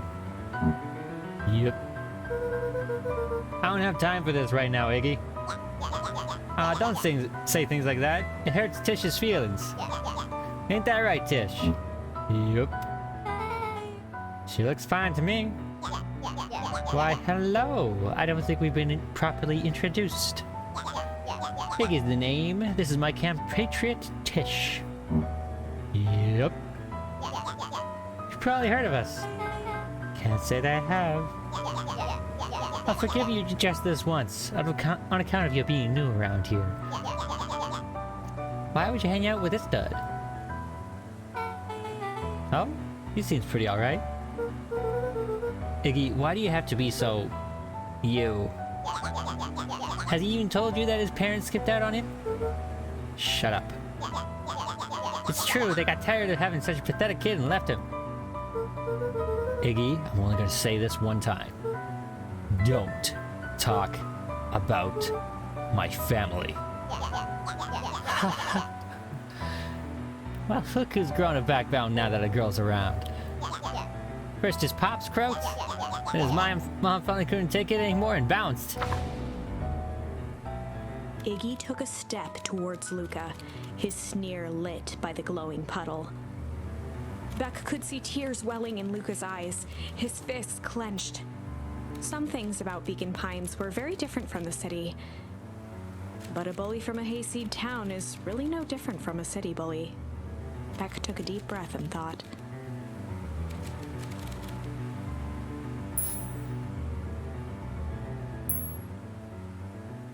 Strange. Well, time to bust out the strange. Alright, Luca. Looks like you need a little mud bath. What's wrong with you, new kid? We're about to pound your friend. Beck stared in silence, the only sign of life being the twitch of an eye. It's weird when people don't talk. Yep. Stop being a weirdo. Hello? Are you some kind of wackadoo? Makes sense. Wackadoos travel in packs, eh, Dud? At the sight of Iggy taunting Beck, something in Luca snapped. Iggy's smirk shifted to a look of shock as Luca launched himself into his stomach. Ah! Iggy's clothes were drenched in the glowing ooze. You jerk! My clothes are ruined. I'm gonna... Iggy's voice began to slur as he struggled to get up.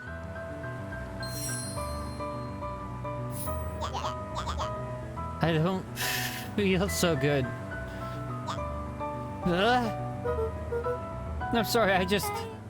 Oh, shit! Yup!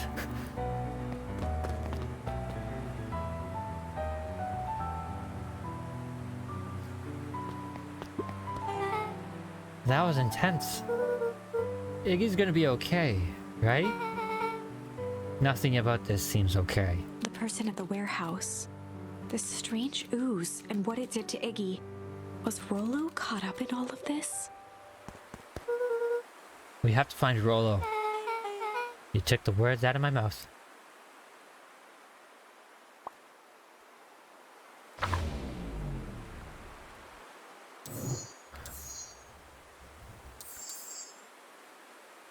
Struggle. Strange does not appear to be fully explored.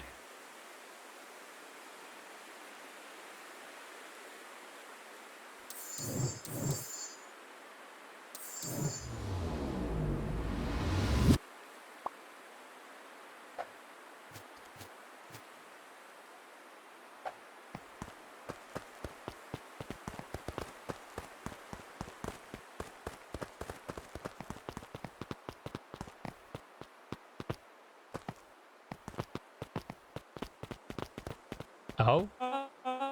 Whoa there, little buddies. You startled me. Psychopath. What the dickens are you up to in this part of town? We were just helping looking for Rollo. Oh, you haven't heard the good news? Rollo showed up safe and sound a bit ago. Really? So where was he? It's funny, really. He just got a little turned around in the woods. They can be disorienting, you know. I'm starting to get that impression. Rollo's at his house now, getting some well-deserved rest. Ah, that's a relief. You two should scurry along before you get lost yourselves. Yeah, come on, Beck. Can't wait to introduce you to Rollo. Oh, that reminds me. Luca, your grandmother was looking for you. She was? She was worried sick. You should march straight home, I guess. Beck, your folks might be getting worried too. I'll walk you home. I need to talk with Nellie about work anyway. Beck glanced toward Luca. Guess all that ends well. I'll introduce you to Rollo tomorrow. Sure. Glad he's okay.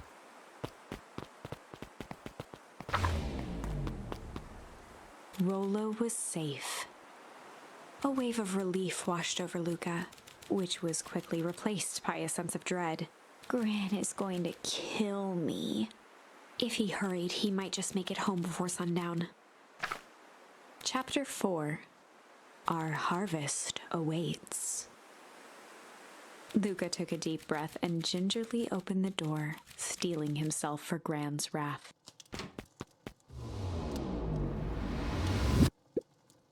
Gran? I'm home. Everything's fine. Gran?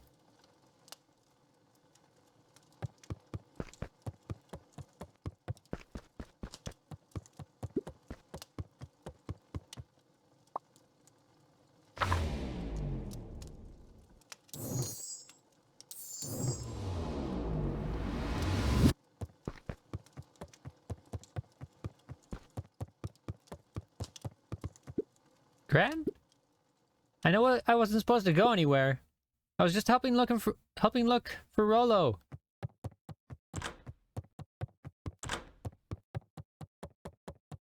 Luca was alone. The house was empty. So Gran's not back yet. I guess that's a good thing. Nothing new to do now but sleep, I guess. Luca was sitting by the pond, listening to small waves lap against a rock. His father sat in a folding chair in front of him. Without turning, he spoke. "Why don't you grab me some nice bait?" "Sure thing, Dad." Luca hopped over to the tackle box and popped open the lid.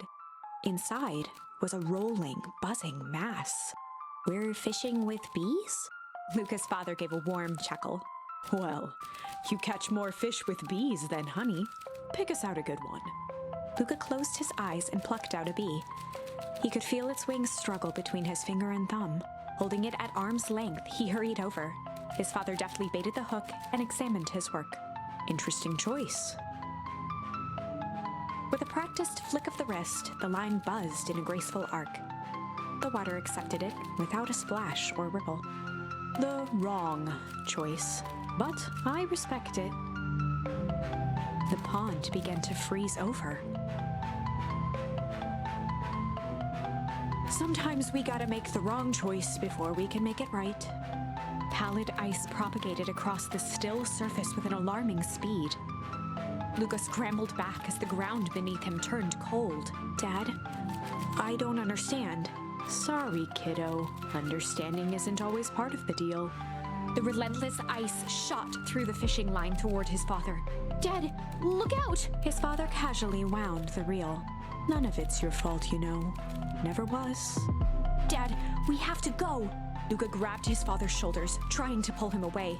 "Please, you have to run!" The ice crackled as it spread across his father's hands. "That's the thing about fishing, Luca." His chest began to crystallize. "You toss your hook in, and you never know what you're gonna pull out." A shock of searing cold ran up Luca's arms. He gave one last desperate tug. The chair tipped backwards in a single frozen mass. Luca tried to stop the momentum, but it was too late. He watched the icy form of his father slam into the hard ground, shattering into 1,000 pieces that crowded around his feet. "Dad, I don't understand. What does all this mean?" The gentle rustle of leaves was the only reply.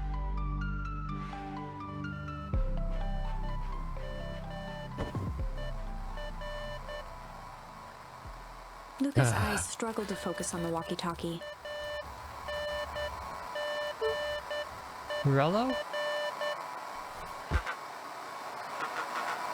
Faintly, he could hear Rollo amongst the noise. Luca? Rollo, is that you? Luca! There? Rollo, it's the middle of the night. Luca, thank God! Listen, I don't know how long this thing will work down here. Down here? Rollo's voice was coming through more clearly now, but some words were still just static. Listen to me, someone grabbed me yesterday. What? The man in the hazmat suit? It was took me to some sort of... I think I'm underground. Underground? Are you okay? Kinda. I seem more interested in... For now, at least. Mr. Kerr said you made it back home safe. Kerr? No, trust. He's... Hold on, someone's coming. The signal went silent. Rollo? Rollo, where are you? Luca held still, waiting for a response. His pounding heartbeat marking the passage of time. Okay, I think they're gone. Getting worse. I can barely hear you. Lolo's voice began to fade. Losing signal. Not much time. Mission control. You need to... The treehouse. The treehouse. With that, the signal died for good. What was he trying to say about the treehouse? What's at the treehouse? The antenna. He wants me to use the antenna to get in the treehouse to get a better signal. Rello, you're a genius. Luca grabbed the walkie-talkie and sprinted to the treehouse.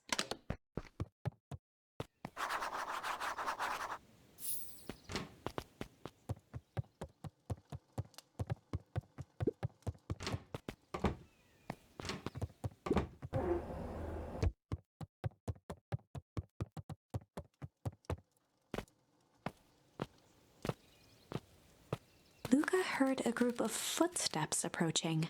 He dashed behind the bushes to avoid being spotted.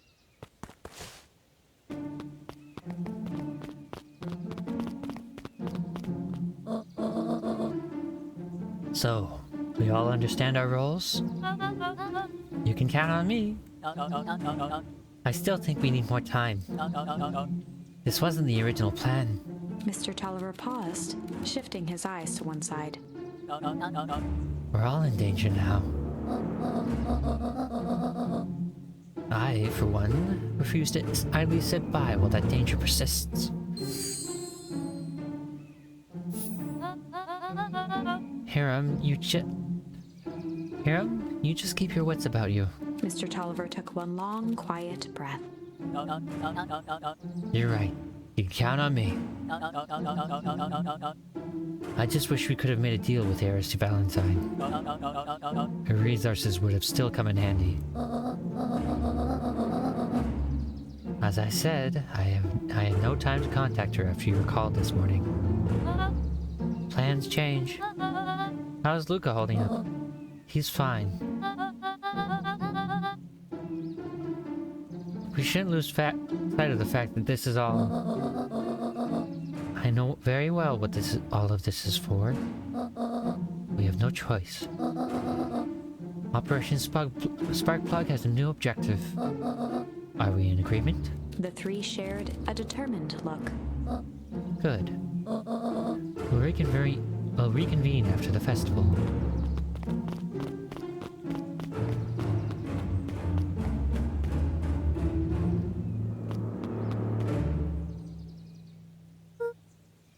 Gran, why are you meeting with Mrs. Fratelli and Mr. Tolliver late at night?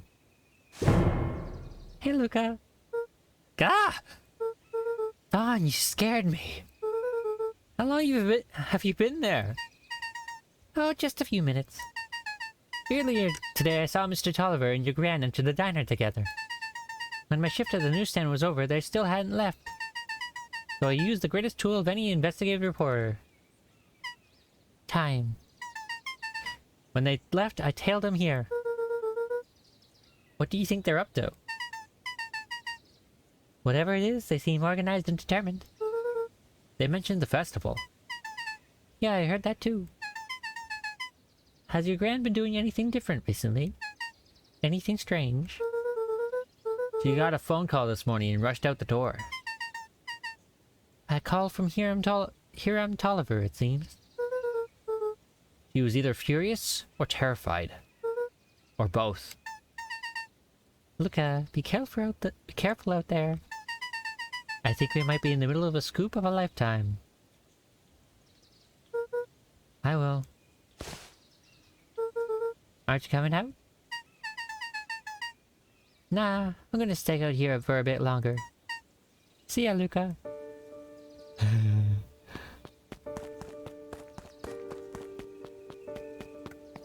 I'll be right back. I gotta use the bathroom.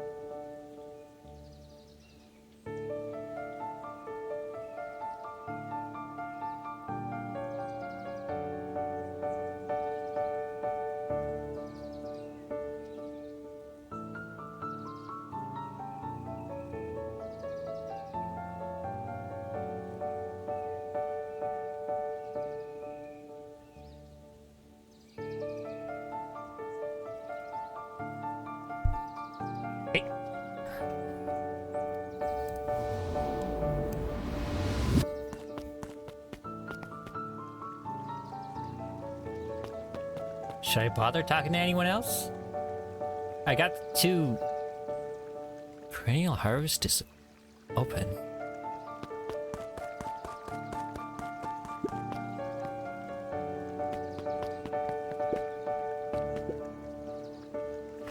I did it. I changed the sign. Splendid. Did anyone see you? I don't believe so. You were right. It was simple enough to just rearrange the letters. Odd choice for a prank, though. In situations such as these, odd is good. The two boys shared a mischievous grin. I can't wait for everyone to see the big reveal. It should be quite memorable. Let's make ourselves scarce for now.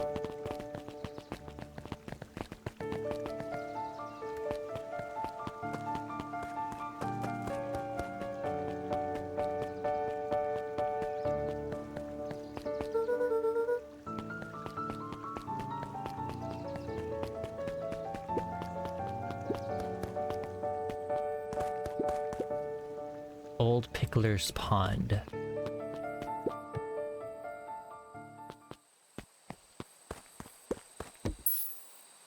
Oh, we got some new ones.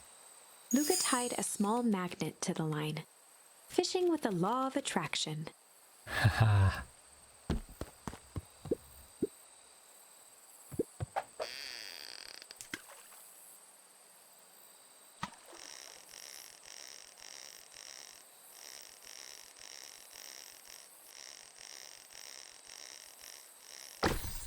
A key. What do you think the lock is for this key? Now, why would we want to find that? Because then we would know the secret. Ah, that's no fun.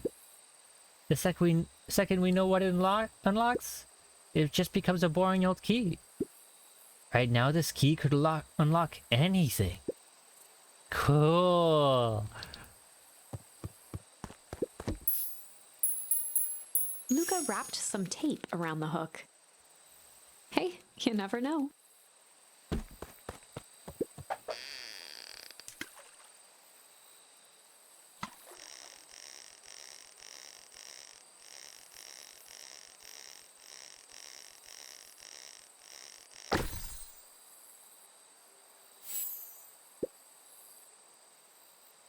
Got a bunch of big words written on it.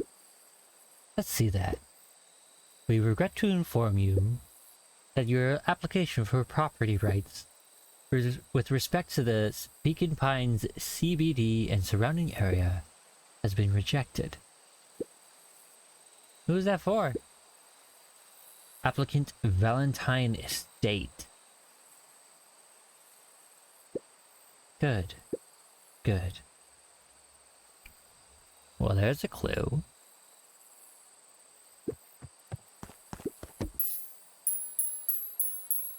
Luca placed a sinker on the line. Sometimes the best stuff is at the bottom of the pond.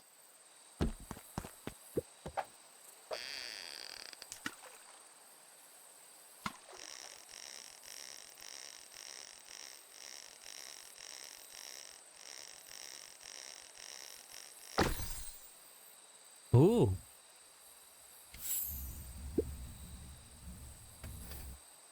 Malice 80 proof whiskey.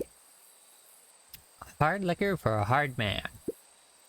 Best leave that be. Takes a real piece of work to leave something like that lying around. There's a message in that bottle.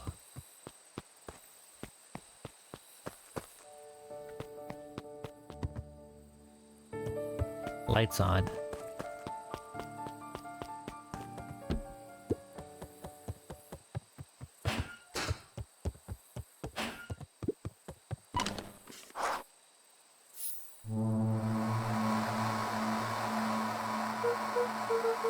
Rollo? Rollo, are you there? I'm at the treehouse now, Rollo. Mr. Kerr said you were all right. What happened out there?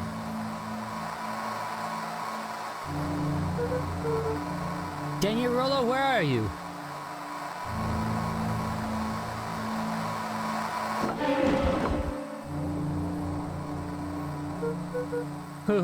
Who's there?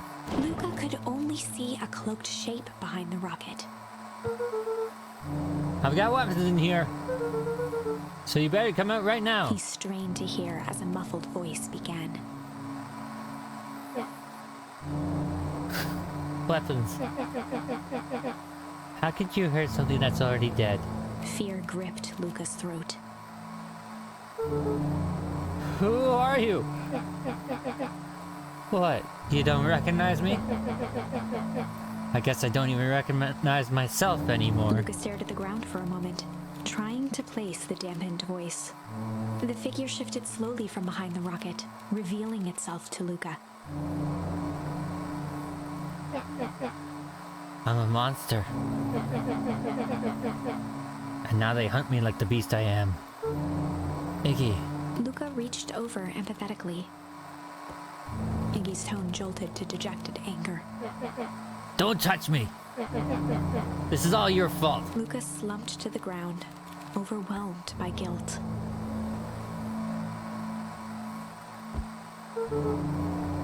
I'm sorry. I'm so sorry. I didn't mean to. I lost control. So you can control yourself for a second, and I get to be like this forever? There must be a way to fix this. Oh, you're gonna be my savior? Perfect little Luca saves the day. With his positive attitude and the power of friendship.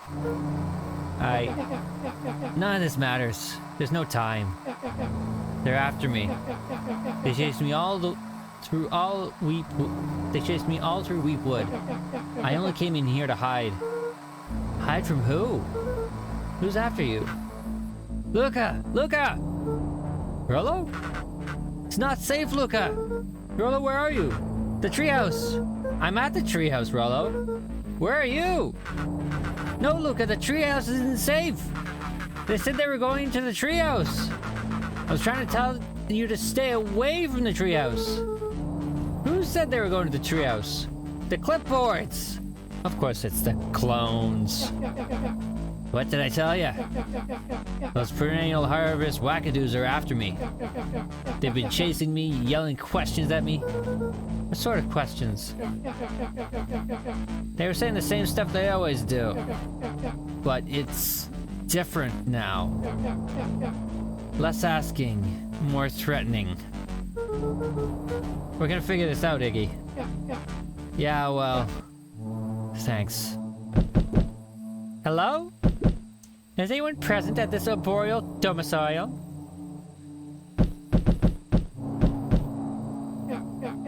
Crap, they found me. Luca, what's happening? Don't panic. You stay here and I'll see what they want.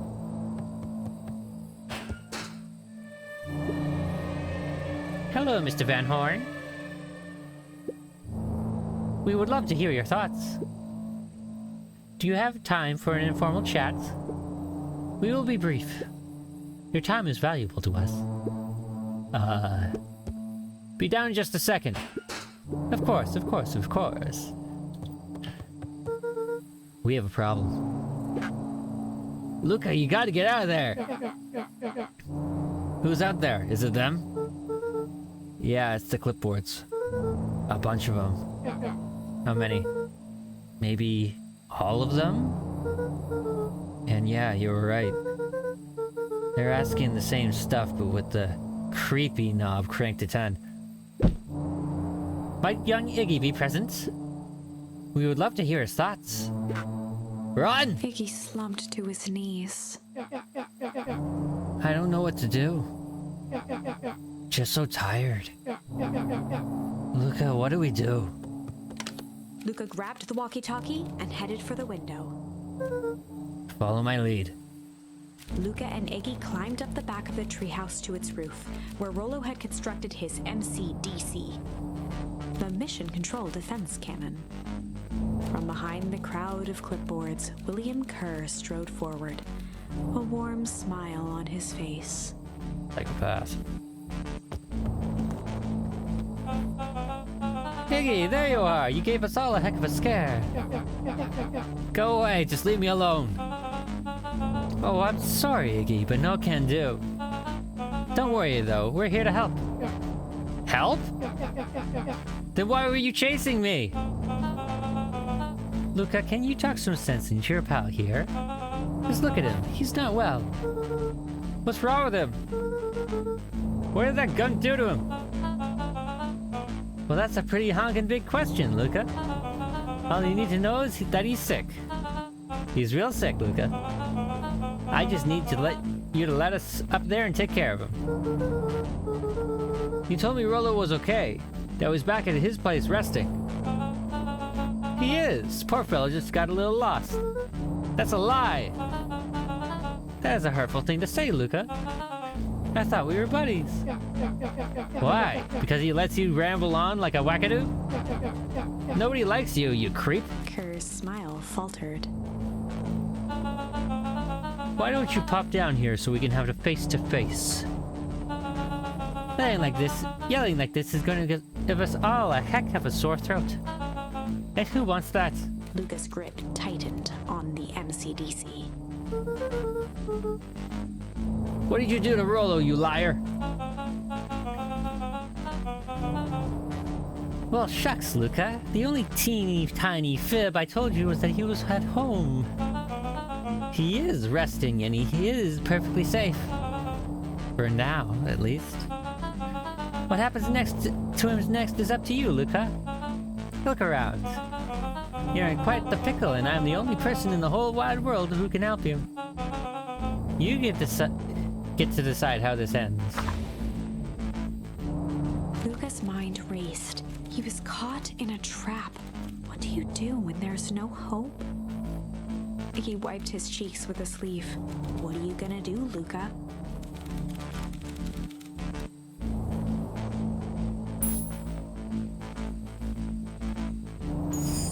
Luca drew himself up and decided to take the only option they had left. He swung the mission control defense cannon around, aiming it confidently at the smirking face of William Kerr.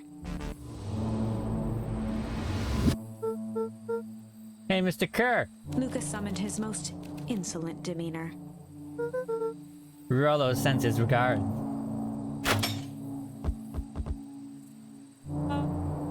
Hey! That was uncalled for. More than a little rude. And just plain unsanitary. Look, I really did think we were good pals.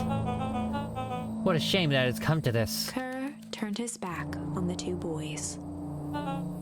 End this. With a nonchalant wave of the hand, he made his exit. As the clipboards began to slowly advance on the treehouse, Luca looked to Iggy with resignation in his eyes. The end. That escalated quickly. Maybe discretion was the better part of valor here. Let's put a pin in this for now.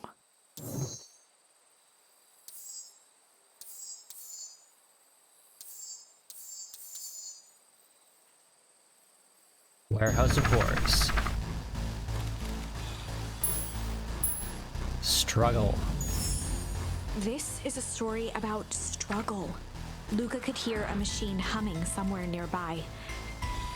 He felt around wildly, searching for something, anything that could help. His hands found a hard object, maybe a tile? He yanked it free, lifting the cold stone. Let me go! Luca swung the tile as hard as he could at the shape that still held fast to his leg. Right, this is the one where Luca went alone, and he was caught by the man in the yellow suit. He's inside the warehouse now. He heard the crack of glass as the stone hit the assailant's mask. With a muffled yelp, the hand let go. Luca was free and scrambled to the door. He never looked back once on the long run home. Chapter 3. Everything's fine. Huh. That's a different chapter. That's a different chapter 3. The next morning, it was quieter than usual at the breakfast table. Only the sound of silverware and chewing interrupted the awkward silence. I finished jarring your mess of jam last night. Uh-huh. So that'll need to get delivered into town today. Okay. So what did you and Rollo get up to yesterday? Oh, Rollo had things to do, so I sort of poked around town. I've set the jam down by the front door. There's 2 batches to drop off. One for Mr. Tolliver at the Bag and Wag. Another for Miss Fratelli at the diner. Okay. There's more to the inside those baskets besides the jam, isn't there? Oh, and Mr. Nuncreed. He said he wanted some more. I suspected as much. Yes, he seems to have taken a particular interest in my jam. There are some extras in the basket for that enthusiastic gentleman.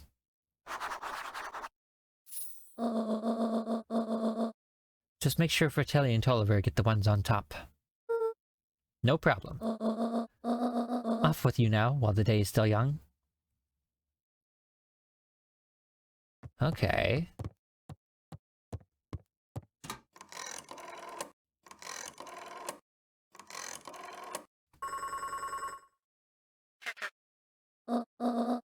Hello, it's Juniper Hartford. Before you hang up, just hear me out. I have a business proposition.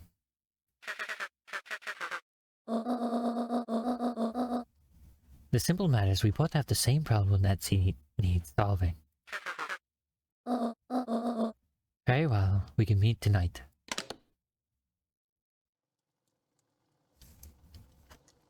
So that's gonna be different.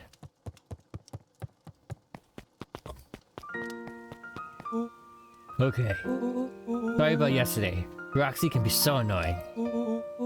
But good news, no more broiling chores for me today. Did you make it to the old Valentine warehouse? So, what did you find? Give me the dirt! Something happened. There was someone else there. What? Who was it? Was it aliens? I knew it would be aliens. No. Zombies? No. Alien zombies? What else could it possibly be? Rollo, I've got to deliver these into town first. We can catch up later. Ooh, is it a whole thing? It sounds like a whole thing. Yeah, we shouldn't talk about it here. Meet me at the treehouse tonight. I'm not sure what this treehouse is that you speak of. Meet me at Mission Control. Roger that, Space Cadet.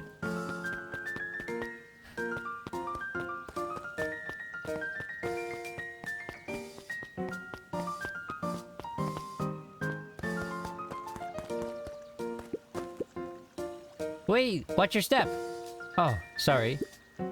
There was a whole family of beetles here. They've gone missing. I thought they just sort of wandered around. Everyone has a home, Luca. Even beetles. Luca checked the soles of his sandals. I think we're okay. Weird that they're gone. They went missing when the festival preparations began. You think the noise scared them away? Something like that. Just watch where you step, okay? Mysteries abound. You can tell those jerks, doesn't matter how many boxes I pile up, I ain't moving.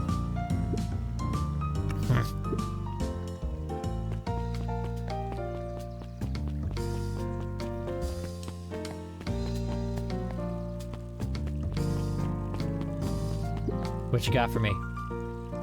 Anger from the past, mistakes not yet made, and a glimmering hope for the future. He carried them all in equal parts everywhere he went. Oh heavens, what a burden to bear!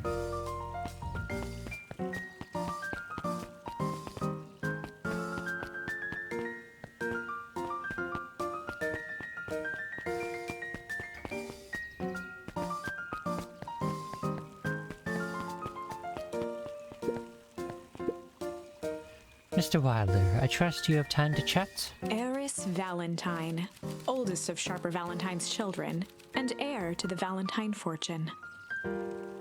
What fortune? Had a way of making questions seem like demands. Certainly. What seems to be the problem? Mr. Wilder had learned to assume that if he was hearing from Eris, it was because she had taken issue with something he had put in the paper.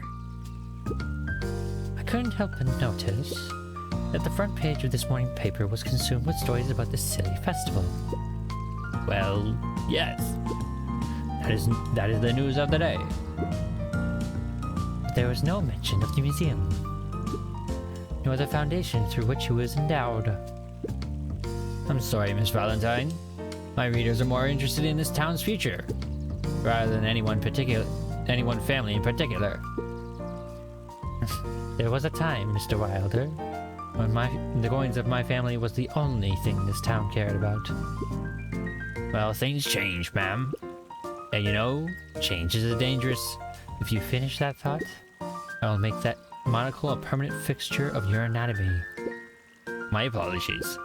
Good day, Miss Valentine. Did I give you the impression this conversation was finished? Mr. Wilder averted his gaze and began to polish his monocle. Well, good day, Mr. Wilder.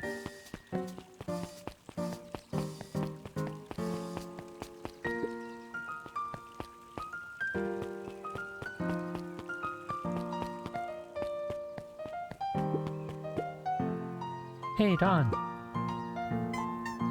Hey, Luca. What's up? They got you on a jam delivery, eh? Yep. Have you seen the new kid around yet? New kid? Yeah, came in from the big city. Her parents both got jobs here. But get this. One of them is working for William Kerr in Perennial Harvest, and the other is working for Eris Valentine. And the Valentines represent Beacon Pine's past. Perennial Harvest has positioned itself as the town's future. Must make for some interesting dinner table conversations. I can imagine. That's right, I haven't met Beck in this storyline.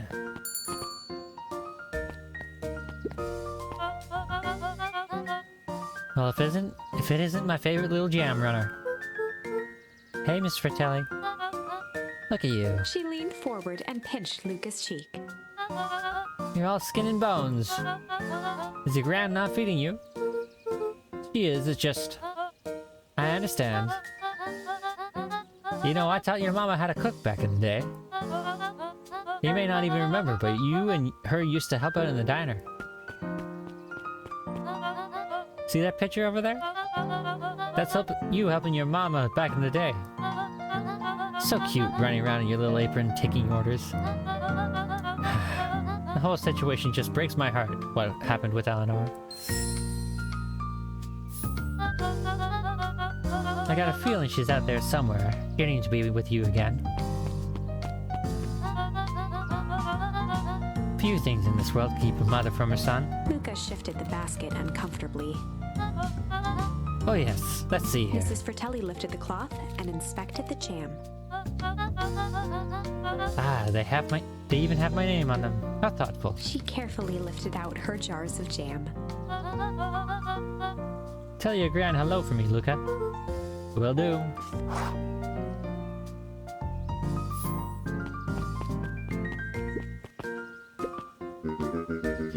If I could be left alone, young Mr. Van Horn.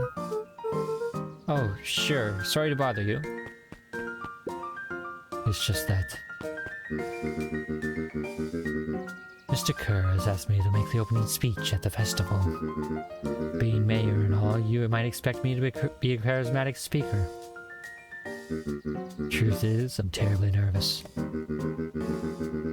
I really don't think I'm cut out for this sort of thing. Cut out for being mayor, or for public speaking? Both, I suppose. I never really chose any of this.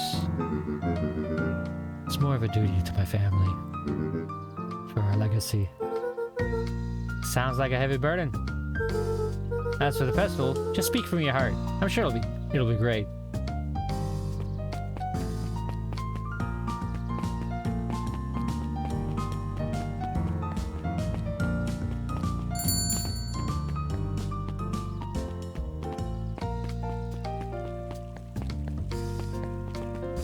Aha! How do you keep the ice cream cold? But keep them on ice. Where do you get the ice from? I don't know, somewhere cold. How do they keep somewhere cold? Look, Bert, do you want some ice cream or not? No, I'm good.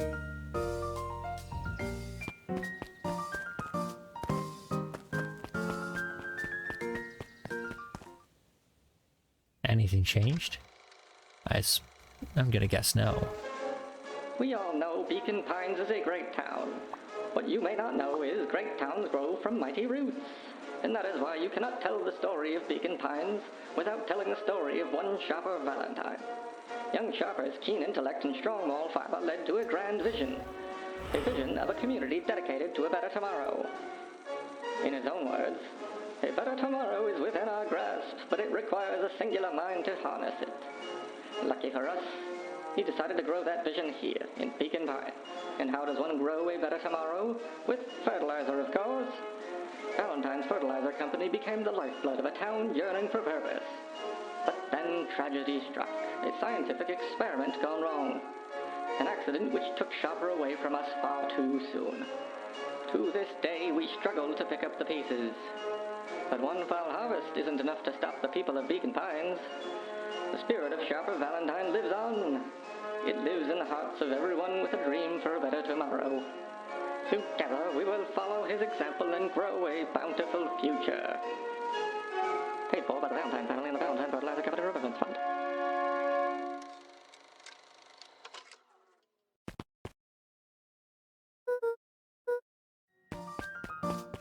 Still nothing new. Huddled at his counter, Hiram Tolliver was meticulously shining apples. More accurately, Hiram Tolliver was meticulously shining one apple. Hello? Yeah. With a yelp, Mr. Tolliver fumbled the apple, flailing at the air as it fell. Oh, sorry. No bother. He leaned forward and lowered his voice. I see you have something for me? Yeah, Gran had some jam I'm supposed to give you. He leaned in a bit further. Jam? Yeah, these ones on top. She wrote your name on them. Mr. Tolliver leaned back, speaking loud enough for anyone to hear. Ah, yes. The jam. Thank you so much for delivering this jam to me. He reached forward and snapped up the jars of jam, giving Luca a little wink. I shall put this on my store shelves post-haste. Okay. I should finish my deliveries. Of course. Of course. He leaned in for a final whisper. Of course. You don't do settle, dude.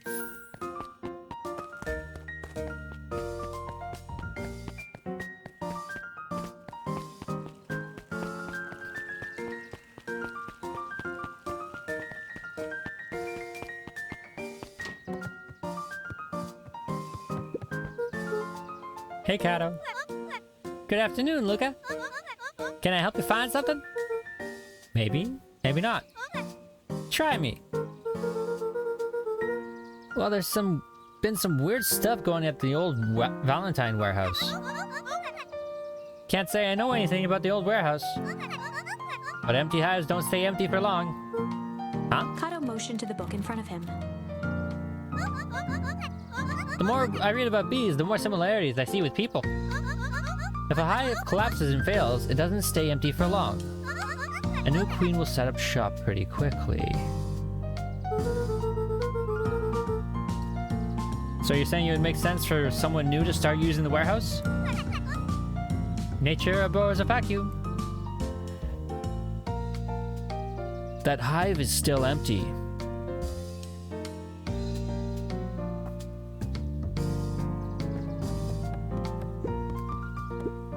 Hey, Jace. Oh, hey, Luca. Have you seen this new issue of Hank Atomic? Not yet. No spoilers, please. It's awesome. It's a flashback. Those spoilers, please. We get to see how mild-mannered Henry Adams becomes Hank Atomic, man of space and of justice. Jace, no spoilers. Oh, sorry. My point is, you're gonna love it. Alright, Jace, catch you later. Roger that, Space Cadet.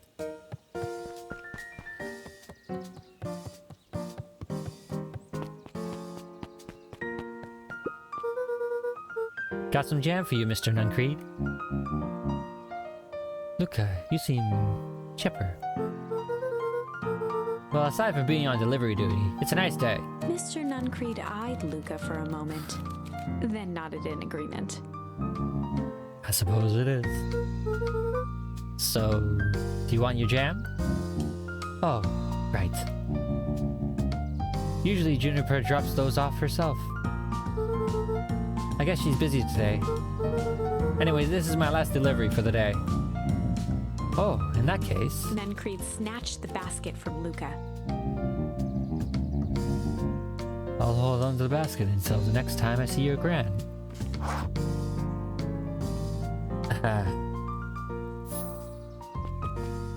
Oh, hey! New kid! Hey, you! Anchovies or pineapple? What? Don't think. Just answer. Pineapple. Why? How old are you? 12. Perfect. Follow me. Who are you? Anyone ever tell you to ask too many questions? Just try to keep up, okay? What just happened? Oh. Oh, keeping me away from the warehouse, huh? Hey, what a crazy coincidence.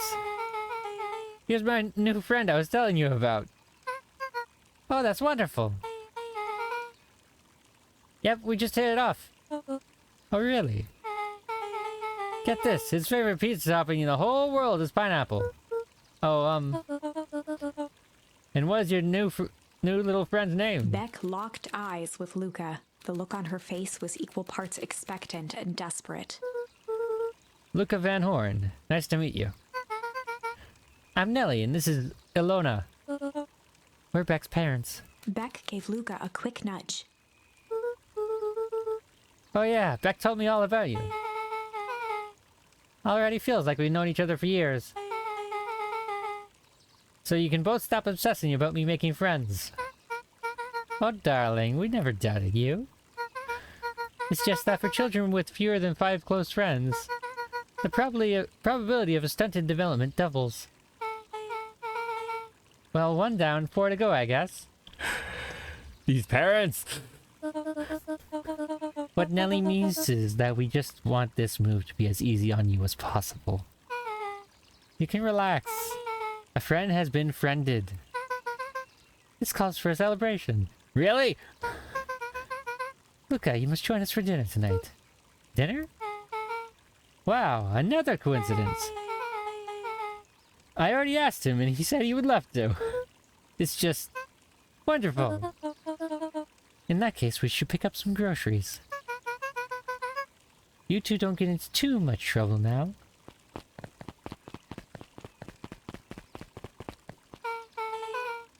Wow, I can't believe that worked. Thanks a ton. You're welcome. I owe you one. My moms are great and all, but they can be a bit much sometimes. Our house is the little cottage next to the big mansion place. Wait, you live on the Valentine estate? Yeah, that's the spot. Meet me by their big creepy gate. Don't be late. Or I'm back to square on this whole friend grift. I like this kid! Great, see you there!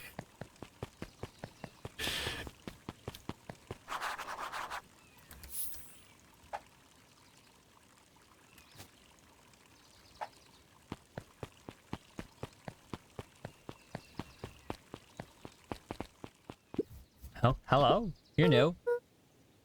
Good morning, Jeff. What's so good about it? Another day further down the tubes, if you ask me. Come on now, it's not all that bad. It's not all bad. The festival's coming up. Huh, the festival. Old Man Valentine used to put on cockamamie shindigs all the time. And where did that get us? Well, it's perennial harvest putting on this one. And they're doing it for the whole town. As far as I see it, the difference between the old Valentine Company and this new perennial harvest outfit Jeff dug through his pockets for a bit. is the difference between this empty soup can and this brown banana. But those are both garbage. Exactly.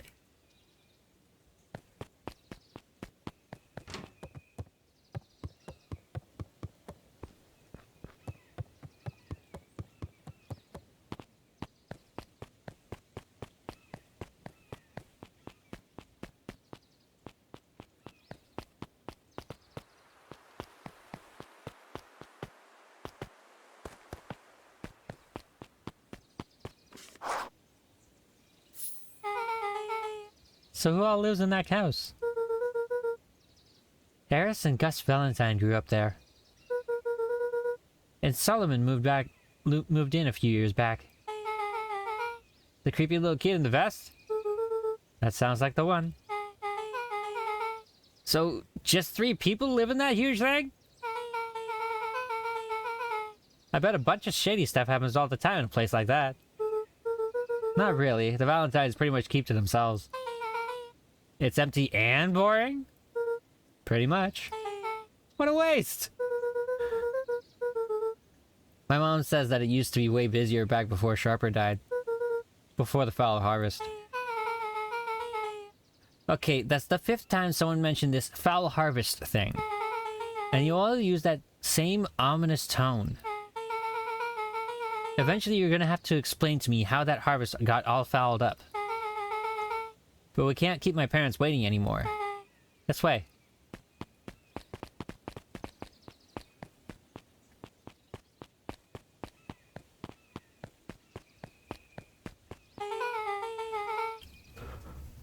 Most kids would have just ditched me by this point.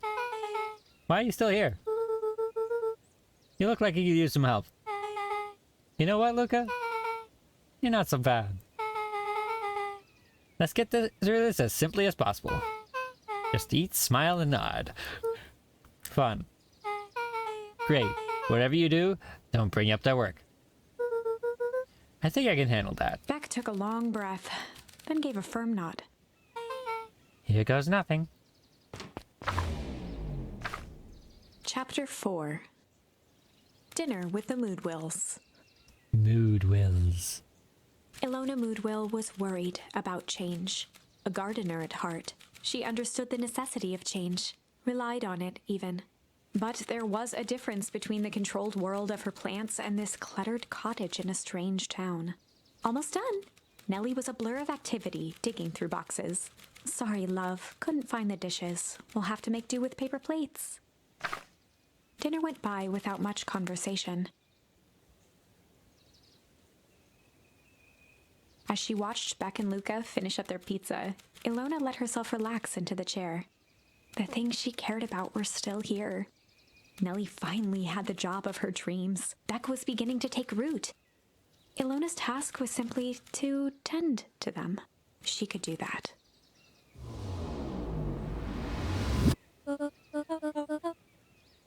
So Luca, tell us a bit about yourself. Where do you live? Oh, I live with my grandma. Over on the other side of the river. Your grandma? Where are your parents at? Beck. Manners. It's alright. My dad passed away in an accident at the fertilizer plant 6 years back. Oh dear. My mom's been missing for a few months now.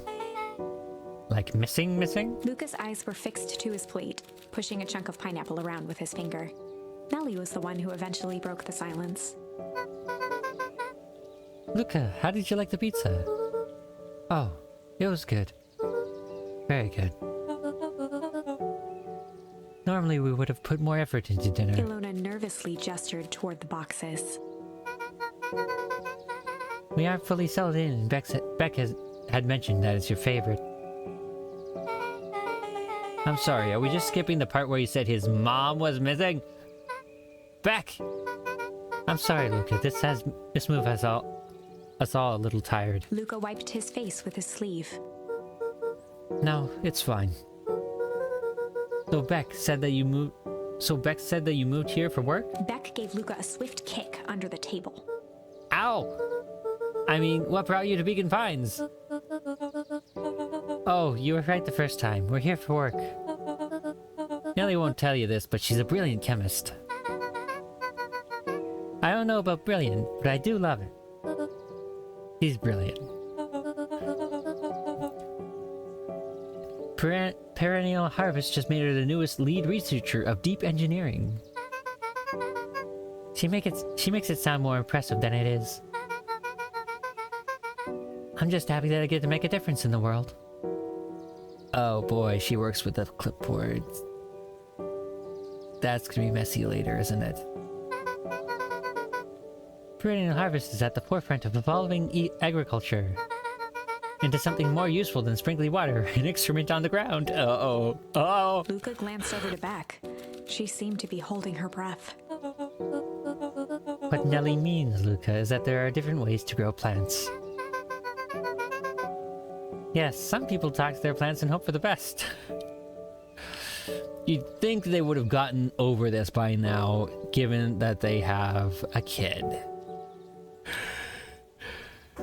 It's like, this is such a big deal for you, why are you taking on the responsibility of a child?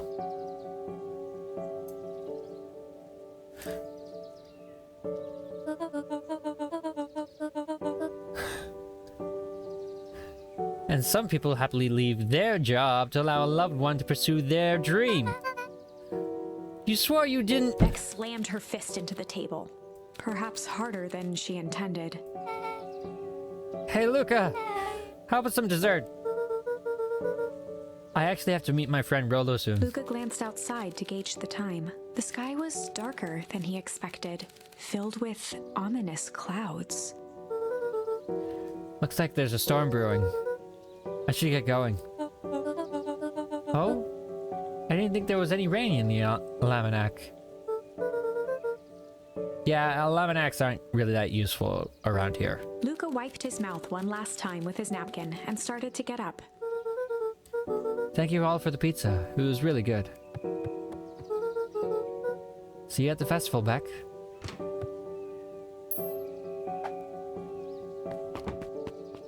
She's coming with. Wait up! I'll walk you home. Surprised, Luca turned around.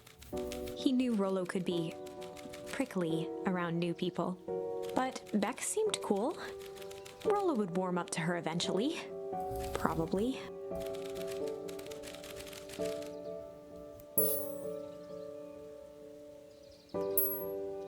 Break. Luca began to respond, but the sky answered for him as the clouds above began to break, revealing patches of star-filled summer night. Moonlight filtered down, shimmering in the treetops. Sure, you can meet Rolo. You're not going home? No, I promised Rolo I'd tell him about... Luca stopped himself mid-sentence. You'd promise you'd tell him what? Spit it out, bub. We're as thick as thieves now. If there's a juicy secret, you gotta tell me. Okay. You can come to the trios and I'll tell you both what happened. Heck yeah!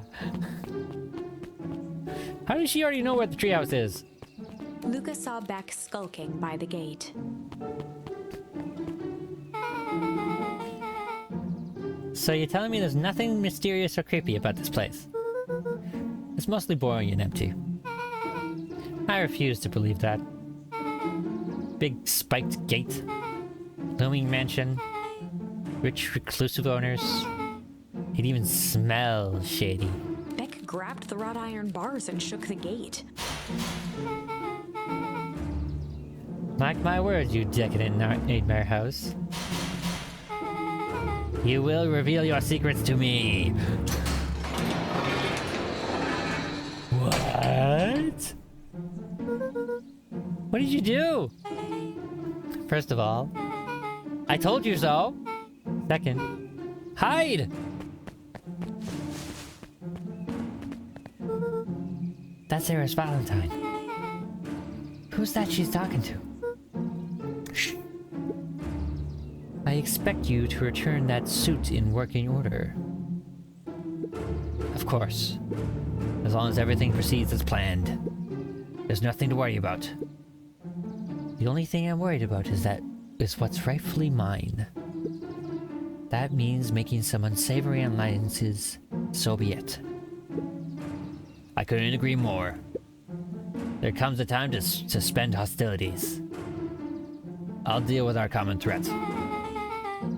Now this is what I was talking about. Beck's voice was an excited whisper. Proper shady stuff. Someone in a suit like that tried to grab me yesterday. Seriously? Shh. You do understand that when this all inevitably fails, I will deny everything. I wouldn't expect anything less of you. You just worry about your part in this and let me handle the rest. I can't wait to see the look on that Rube Kerr's face. Yes, the truth will come to light. I'm still surprised you're so comfortable with the potential collateral damage. If there's one thing I've learned, is that change is painful. Wow, I was expecting shady. But that's just flat out supervillain talk. If you don't mind me asking, why are you doing all of this? The mysterious figure retracted their mask, hair pushing out from all corners. It's Gran! Family. A chill ran down Luca's spine. His vision blurred. Beck stifled a sharp wince, and Luca looked down to see himself wrenching her hand. An answer I can certainly respect. Gran tousled her hair back under the face mask. Just remember, keep everything nice and normal until the festival. I don't need lessons in rousing suspicion. Gran gave Eris a curt nod and disappeared into the night.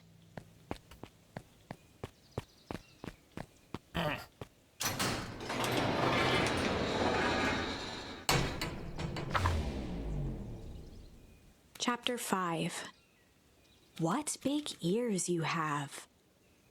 Lucas sat shivering in the bushes, staring at his feet. They're going to dawn. After checking to make sure the coast was clear, Beck gave him a gentle tug on his sweater.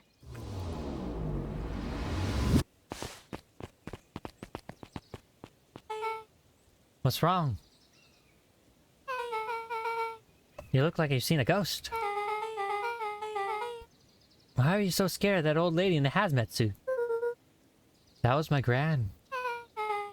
That was your gran. Yeah. Okay, well, I'm sure there's a perfectly reasonable explanation for all of this. Let's just get to the treehouse and figure things out there. Lead the way.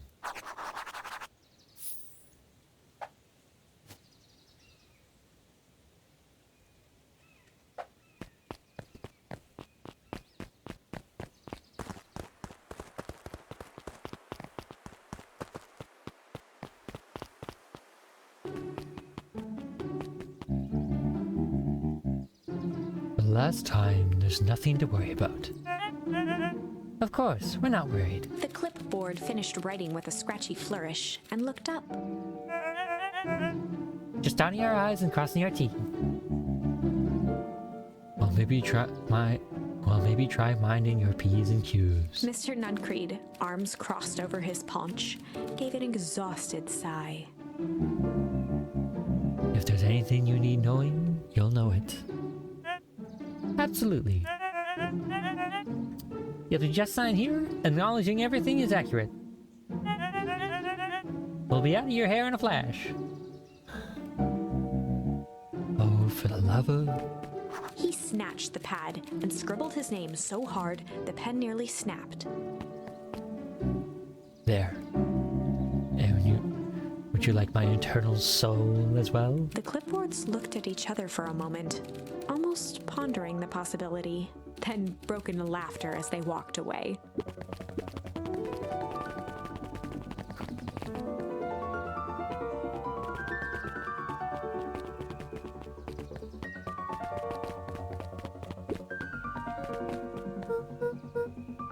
Hi, Mr. Non-Creed.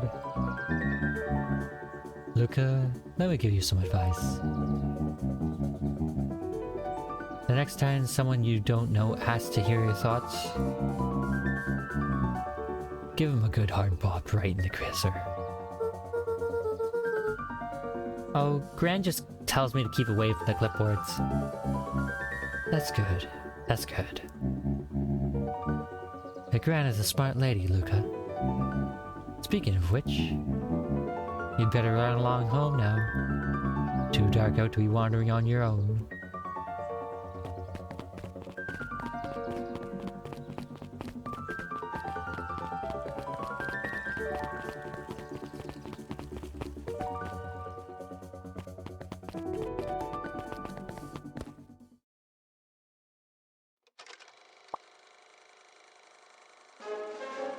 Okay, this was a mistake. Beacon Pines is a great town.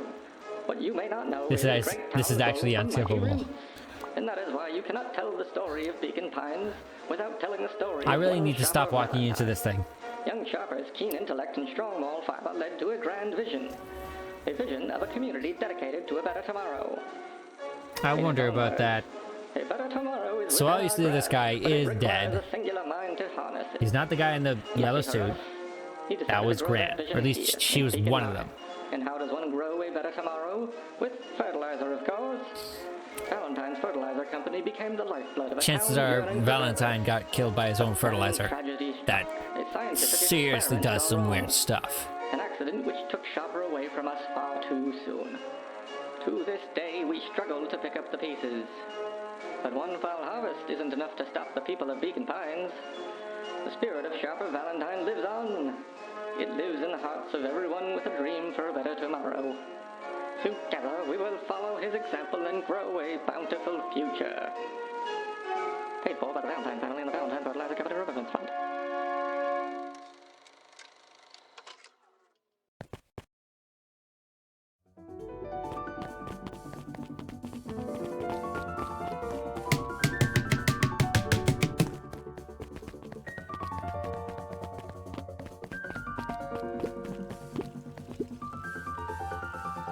The answers you seek will be revealed to you in due time.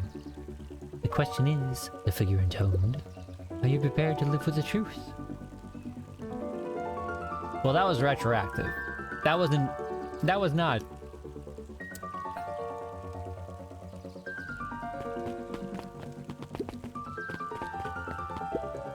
Another day, another dollar. See you tomorrow, Z. Have you noticed how all the perennial harvest folks order the same drink? Decaf cappuccino with extra foam. Why? I don't know. I just thought it's a little odd. Pretty weird for sure. Well, the customer's always right. See you bright and early tomorrow. I can't wait.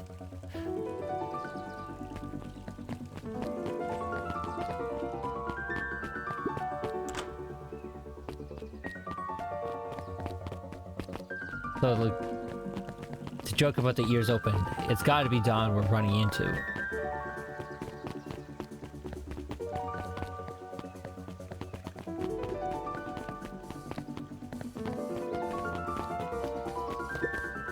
William Kerr and Gus Valentine proudly surveyed the half-covered festival banner.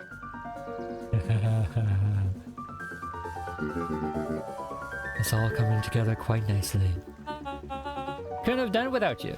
The mayor gave a half-hearted shrug. I'm not so sure about that. Nonsense!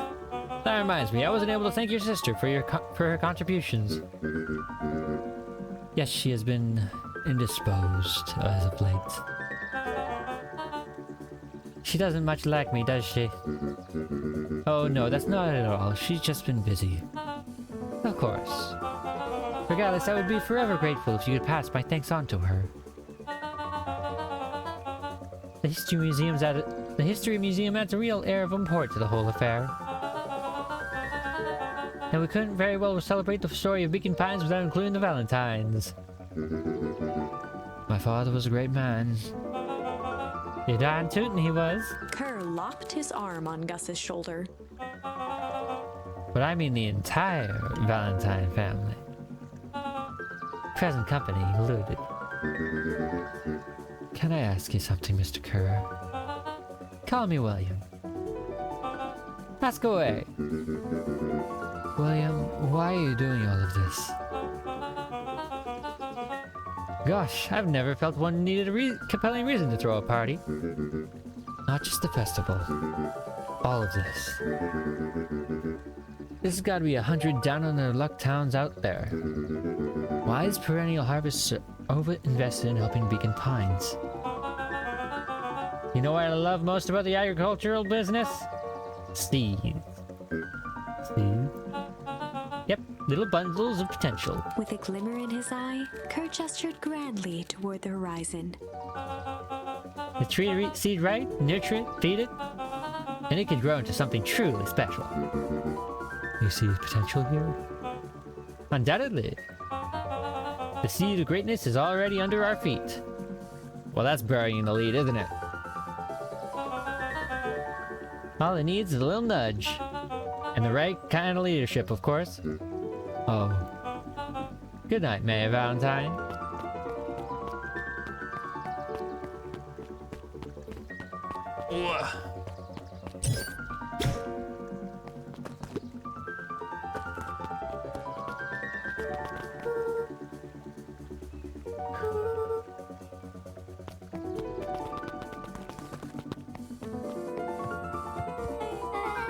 Oh, this is nice.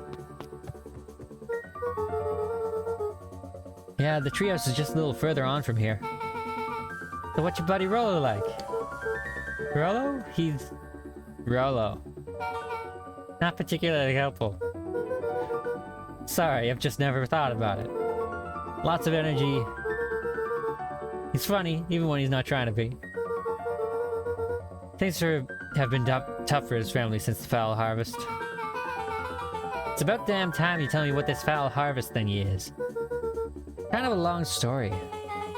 Hit me with the highlights. Okay. There used to be a fertilizer company here called Valentine's. They were kind of a big deal. Oh, big deal fertilizer. It was a big deal to us. The stuff really worked. Farmers loved it. So Valentine grew and grew. Beacon Pines pretty much grew around it. Most everyone in town either worked for Sharper Valentine or uses fertilizer. Things were good. I'm sensing a big but. Around 6 years ago, Sharper Valentine suddenly died. And something changed. Changed how? Could have been a bad batch. Maybe it was in the water, or air, or soil. Nobody knows. But all of the crops died. Everybody blamed the Valentines. The foul harvest. Yeah. Valentine and his fertilizer went out of business. Half the town lost their jobs. Sheesh. The next year the crops came back, but something was different. You plant a crop, do everything right, and it's sort of a crapshoot what happens. And no one knows why? Nope. I take it, Rollo's farm got the short end of the stick? Yep, for some reason, their farm was hit harder than others. That sucks. Things haven't gotten better since Perennial Harvest came to town. The Beacon Pines Reborn initiative? Yep, first thing they did was give the town a deep scrub.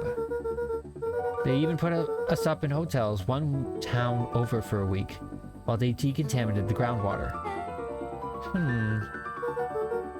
We'd better get going.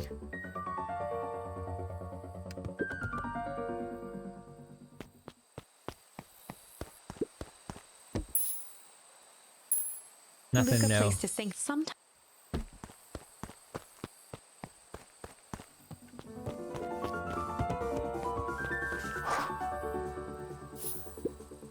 It's about time. I was about to give up and go home. Who's the new kid? Name's Beck. You must be Rollo. I see my reputation precedes me. Welcome to Mission Control. Rollo waggled his head with pride. You'll find we spared no expense in the construction. I've seen worse looking piles of junk. Thanks. Hey, Luca, you know the security concerns we talked about? Yeah? Well, I was waiting. I made some improvements. Then we locked this baby down for a little test infiltration. Can't be too safe these days.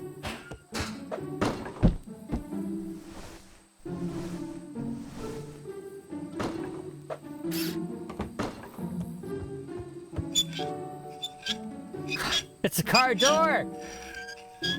I never noticed that before. What? Ha! He goes all out, doesn't he?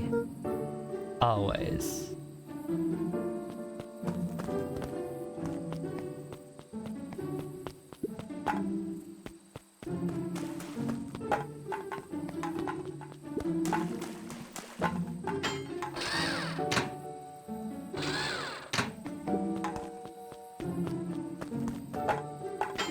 Impressive, Rollo.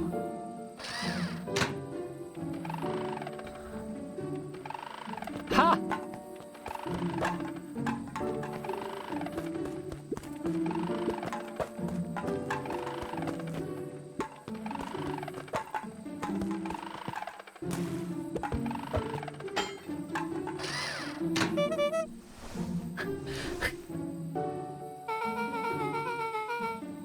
Where did you guys get all this junk in the first place?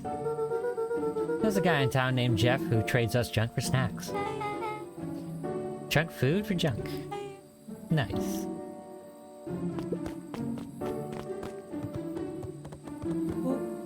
So, pretty sweet security, right? It was imaginative, I'll give you that. Luca, we sure we can trust the new recruit? I'll vouch for her. Thanks, I guess? Okay, Luca, you promised to fill me in about the Valentine warehouse. Luca sucked in a long breath. So like I said, there was someone there. What were they doing? I don't know, but the place was lit up and active. Maybe they were squatters? I don't think so. It seemed more organized. When the man pulled me in, I saw some sort of equipment running. A man pulled you in? Yeah, but I got away. You keep saying you was a man. You were wearing your mask, right? Yeah. Then it could have been a woman. How did you get away? I grabbed a rock or something and broke their mask. They let go and I ran. Dang. That's intense. No wonder you freaked out when you saw your grandma. Yeah, that's the other part. On our way here, Beck and I saw Eris Valentine meeting with Gran. Wearing the same sort of hazmat suit. Rollo let out a low whistle. And they weren't there for idle chit-chat. It was a proper clandestine meetup. So let me get this straight. There's an operation in full swing at the Valentine warehouse. You're almost abducted by a strange man or woman in a protective suit. And then you saw your Gran in the same suit talking to Harris Valentine. Pretty much. I'm beginning to think this town is kind of awesome. Rollo and Luca shot back a look. No offense. And so we can logically conclude aliens or alien zombies have infiltrated the town. And their leaders are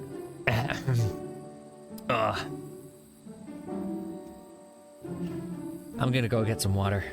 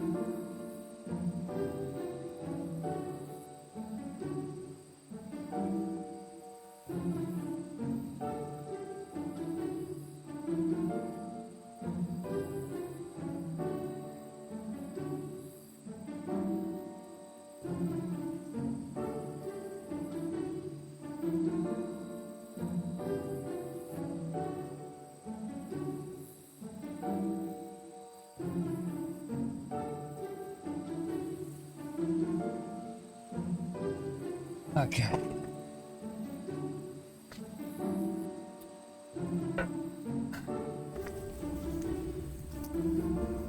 And the lady is a grand and she tried to murder you. First of all, and for the last time, there are no aliens. Second, it couldn't have been my gran at the warehouse. I broke that person's mask to get away, and the mask Gran was wearing wasn't damaged. But she's definitely hiding something.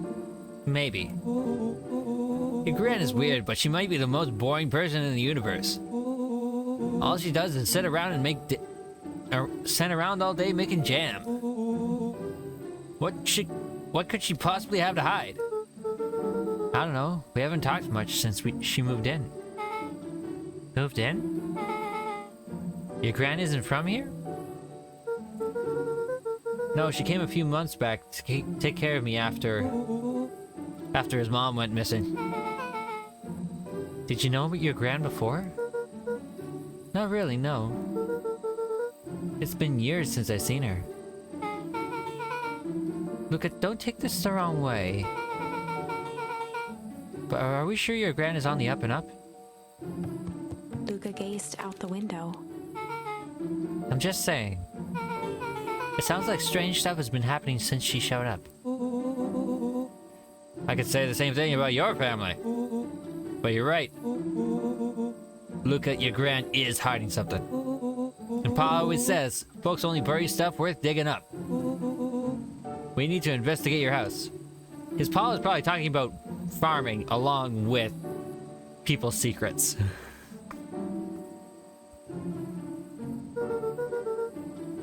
If my Gran really is hiding something, don't you think I would have noticed by now? That's kind of the whole point of hiding something. I guess you're right. Gran's been leaving the house for hours at a time this week. I'll call you two tomorrow when the coast is clear. And we can start getting to the bottom of this. I'm always game for a good snoop. You can count me in.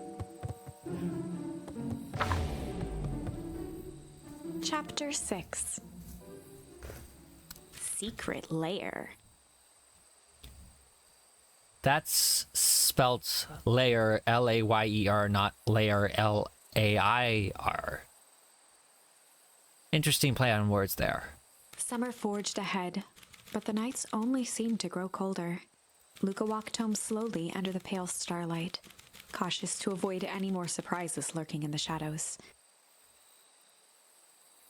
Reaching home, he slipped quietly into bed, half dreading what they might discover the next day.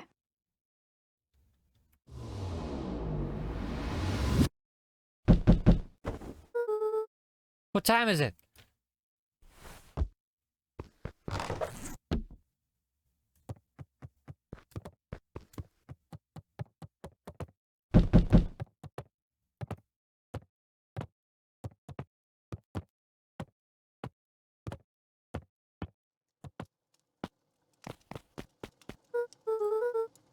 Rollo, what on earth is that?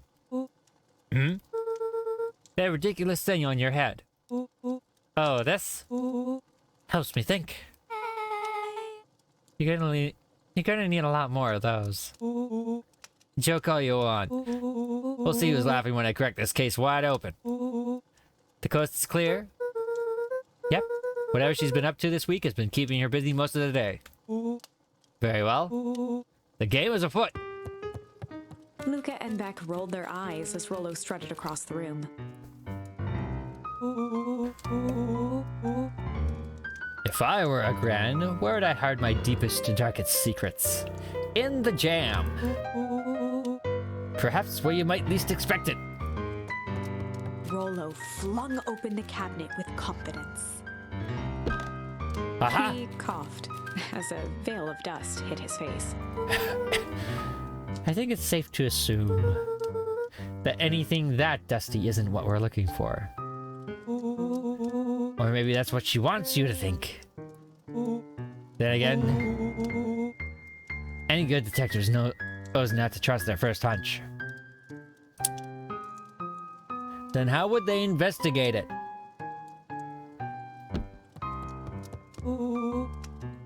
First hunches are for suckers.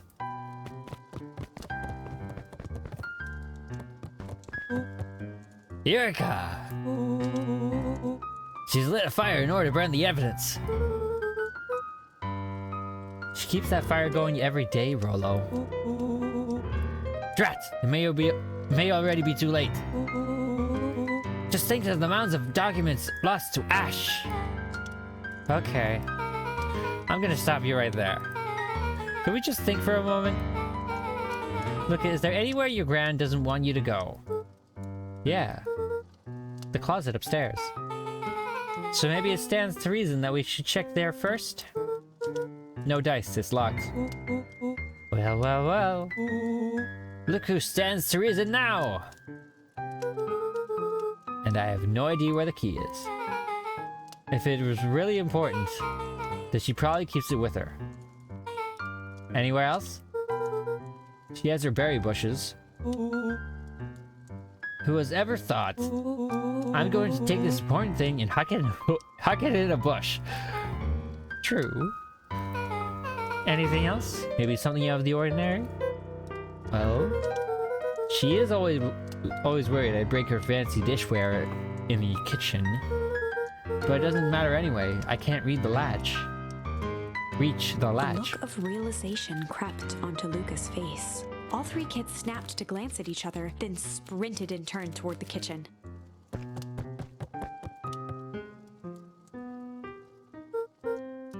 All right, Rollo. This is your time to shine. Ah, yes. You've called upon my expert detective skills. And now I shall proceed with... Before he could finish, Luca scrambled up Rollo's back.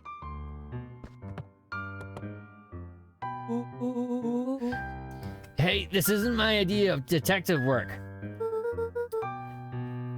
Every squad needs a good lockpick. And every good lockpick needs a sturdy head to sit on. This is beneath my standing. Stop complaining and hold still. Got it. The three crowded around the hutch to peer in. With the glass doors opened, a perfect porcelain display gleamed in front of them. Their eyes searched for anything amiss, but the only distinct feature was its impeccability. Well, that was anticlimactic. Yeah. I really don't know what we were expecting. Like, oh hey, Let me just rank on this random teacup end. As Beck pulled on one of the teacups, it slanted forward with a hollow click. Excuse me? The entire hutch began to rustle and slide under its own power. Seems like your gran has been doing some remodeling. Dude, only 2 types of people have secret layers. Evil masterminds and superheroes. So, which one do we think she is? We're about to find out.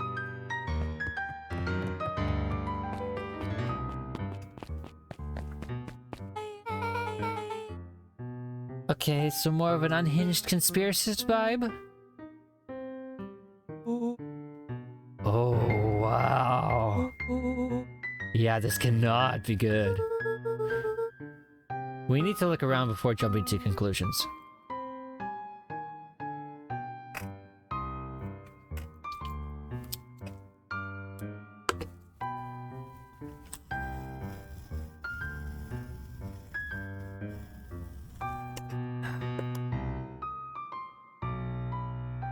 Okay. What do we have here? Barrels marked caution explosive. And jam jars? That's enough jam to feed the whole town. What kind of incendiary jam is your gran making?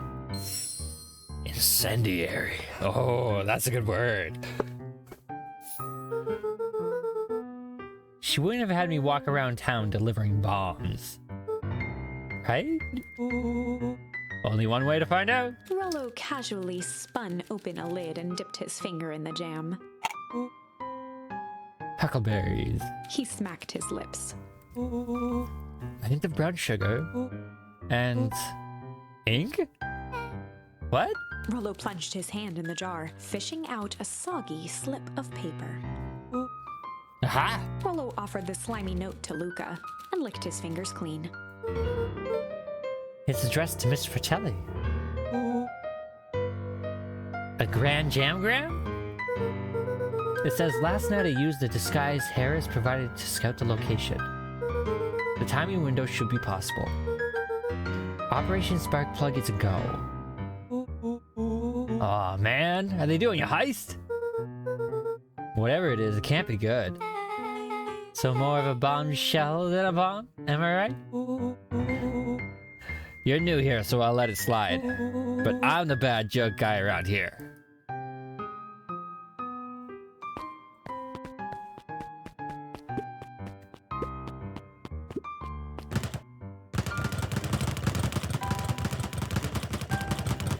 Come on.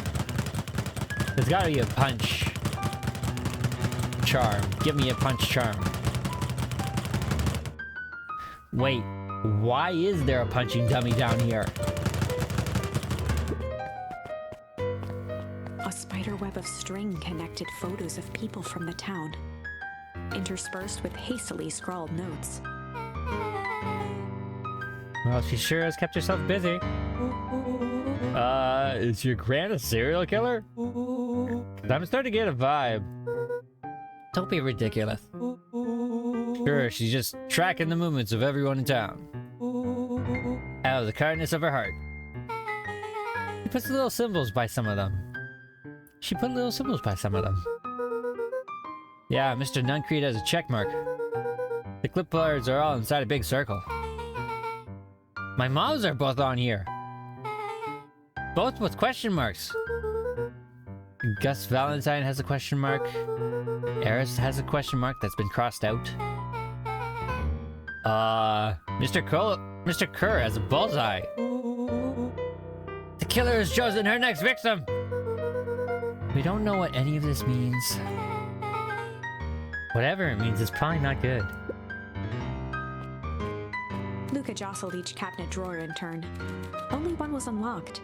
He fingered through the filing cabinet, pausing at a bulging folder labeled Walter. For a long moment, he just stared at it. What do you got there? It's my dad. Looks like some of his old medical files. Your dad was a doctor? Luca nodded and caressed the label with his thumb. Well, are you gonna read it? Here, let me help. Rollo swiped the folder from the drawer and began leafing through the pages. He whistled to himself, barely looking at the text. How about you actually read some of it? One sec. Dense documents such as this are a lot like a cheeseburger. It's best to skip straight to the middle. That's where all the meaty bits live. Wow, I had no idea we were in the presence of the preeminent scholar in dense documents. And cheeseburgers. By all means, proceed.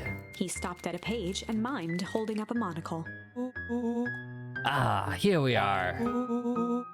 Follow-up examination of Terrence Willoughby. Patient shows further signs of paleness and malaise. Body temperature continues to drop. He now describes soreness of muscles and joints. This is similar to the symptoms exhibited by Mrs. Willoughby just a few days past. Still waiting on lab results from Joseph. Rollo looked up with heightened surprise. Creepy. Yeah, that's kind of disturbing. Who's Joseph? That's Mr. Nuncreed's name. Wait. Rollo's finger traced across the page. There's more scribbled in the margins. Could it be contagious? Mr. Willoughby claims the tap water at his home has been contaminated. Perhaps environmental? Lab results only raise more questions. Like he came back to his report later and made those notes.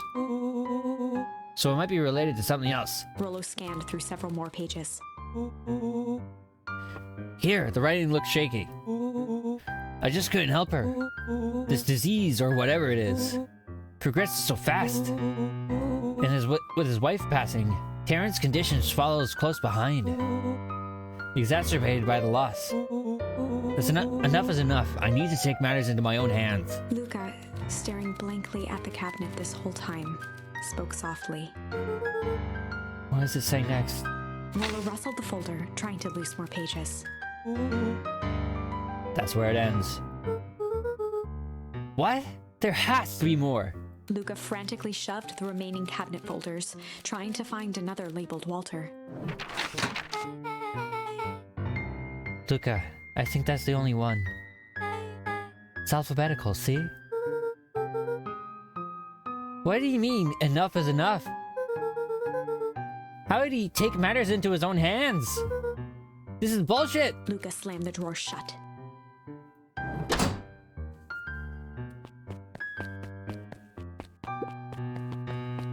They crowded around a worn-down old map of Beacon Pines.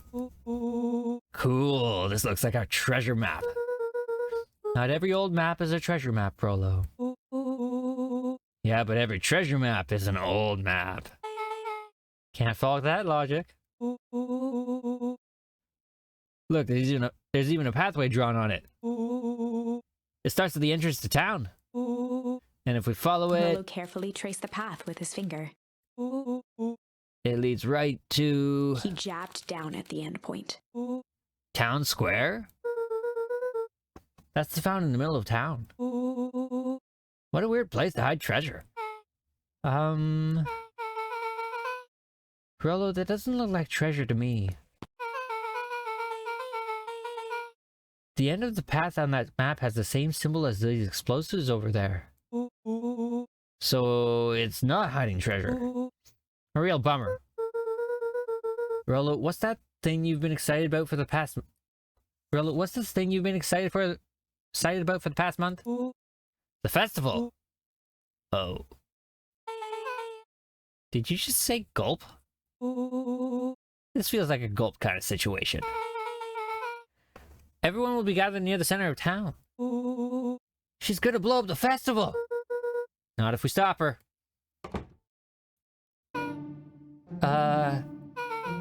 What was that?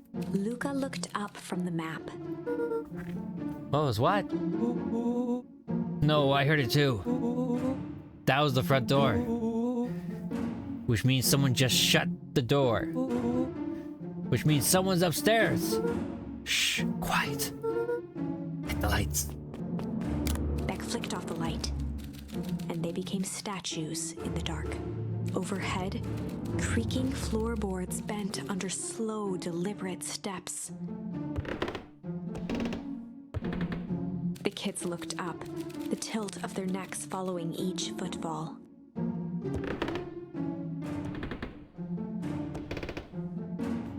Then suddenly, it stopped. Without realizing, they'd been holding their breath. All three exhaled shakily and glanced at each other. A muffled male voice broke the silence. Hey, it's him. A final few footsteps reached the entrance above them, and the voice now echoed down the stairs. Anyone down there? The three kids shuffled to the corners without a peep.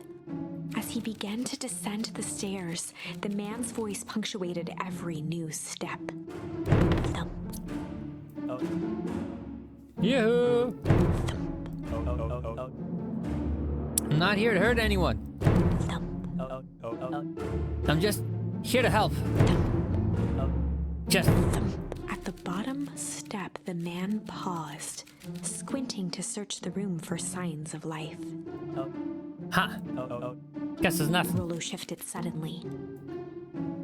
Luca gave him an intense, chastising look and whispered through clenched teeth. Rollo, don't. It was too late. Rollo was already inching toward the stairway. He screeched as he charged toward the shadowy figure. Flaming chicken coop! Really, Rollo? With all his weight, Rollo tackled the man to the ground. Well, I mean, he is the man for the job for that kind of thing. Rollo? Mysterious creepy man? Anyone there? From the dark corner, they saw something move. Oh, I didn't know if I had it in me. But there was only one way to find out. Holy crap, Rollo, that was awesome. Wait, did you just kill that person? Luca scrambled to the hunched figure on the ground. Pressing his fingers to the man's neck, he sighed with relief. You sure clobbered him good, Rollo. He's knocked out cold. As Beck flicked back on the light, Luca and Rollo both gasped in stereo. Mr. Tolliver. Chapter 7. The Interrogation of Hiram Tolliver. Still unconscious, Mr. Tolliver slumped heavily in a shoddy old chair. His hands were bound with rope, his feet tied with some loose string. The kids huddled in a circle, discussing their plan. One thing was certain, they couldn't just let Mr. Tolliver go. They needed to know what he was doing in Luca's house. After some deliberation, it was decided.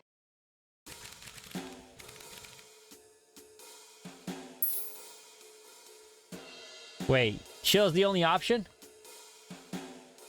Good cop, chill cop?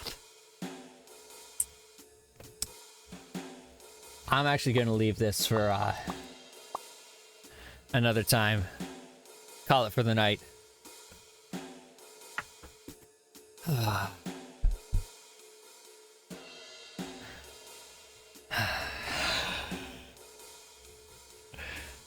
This is a good game.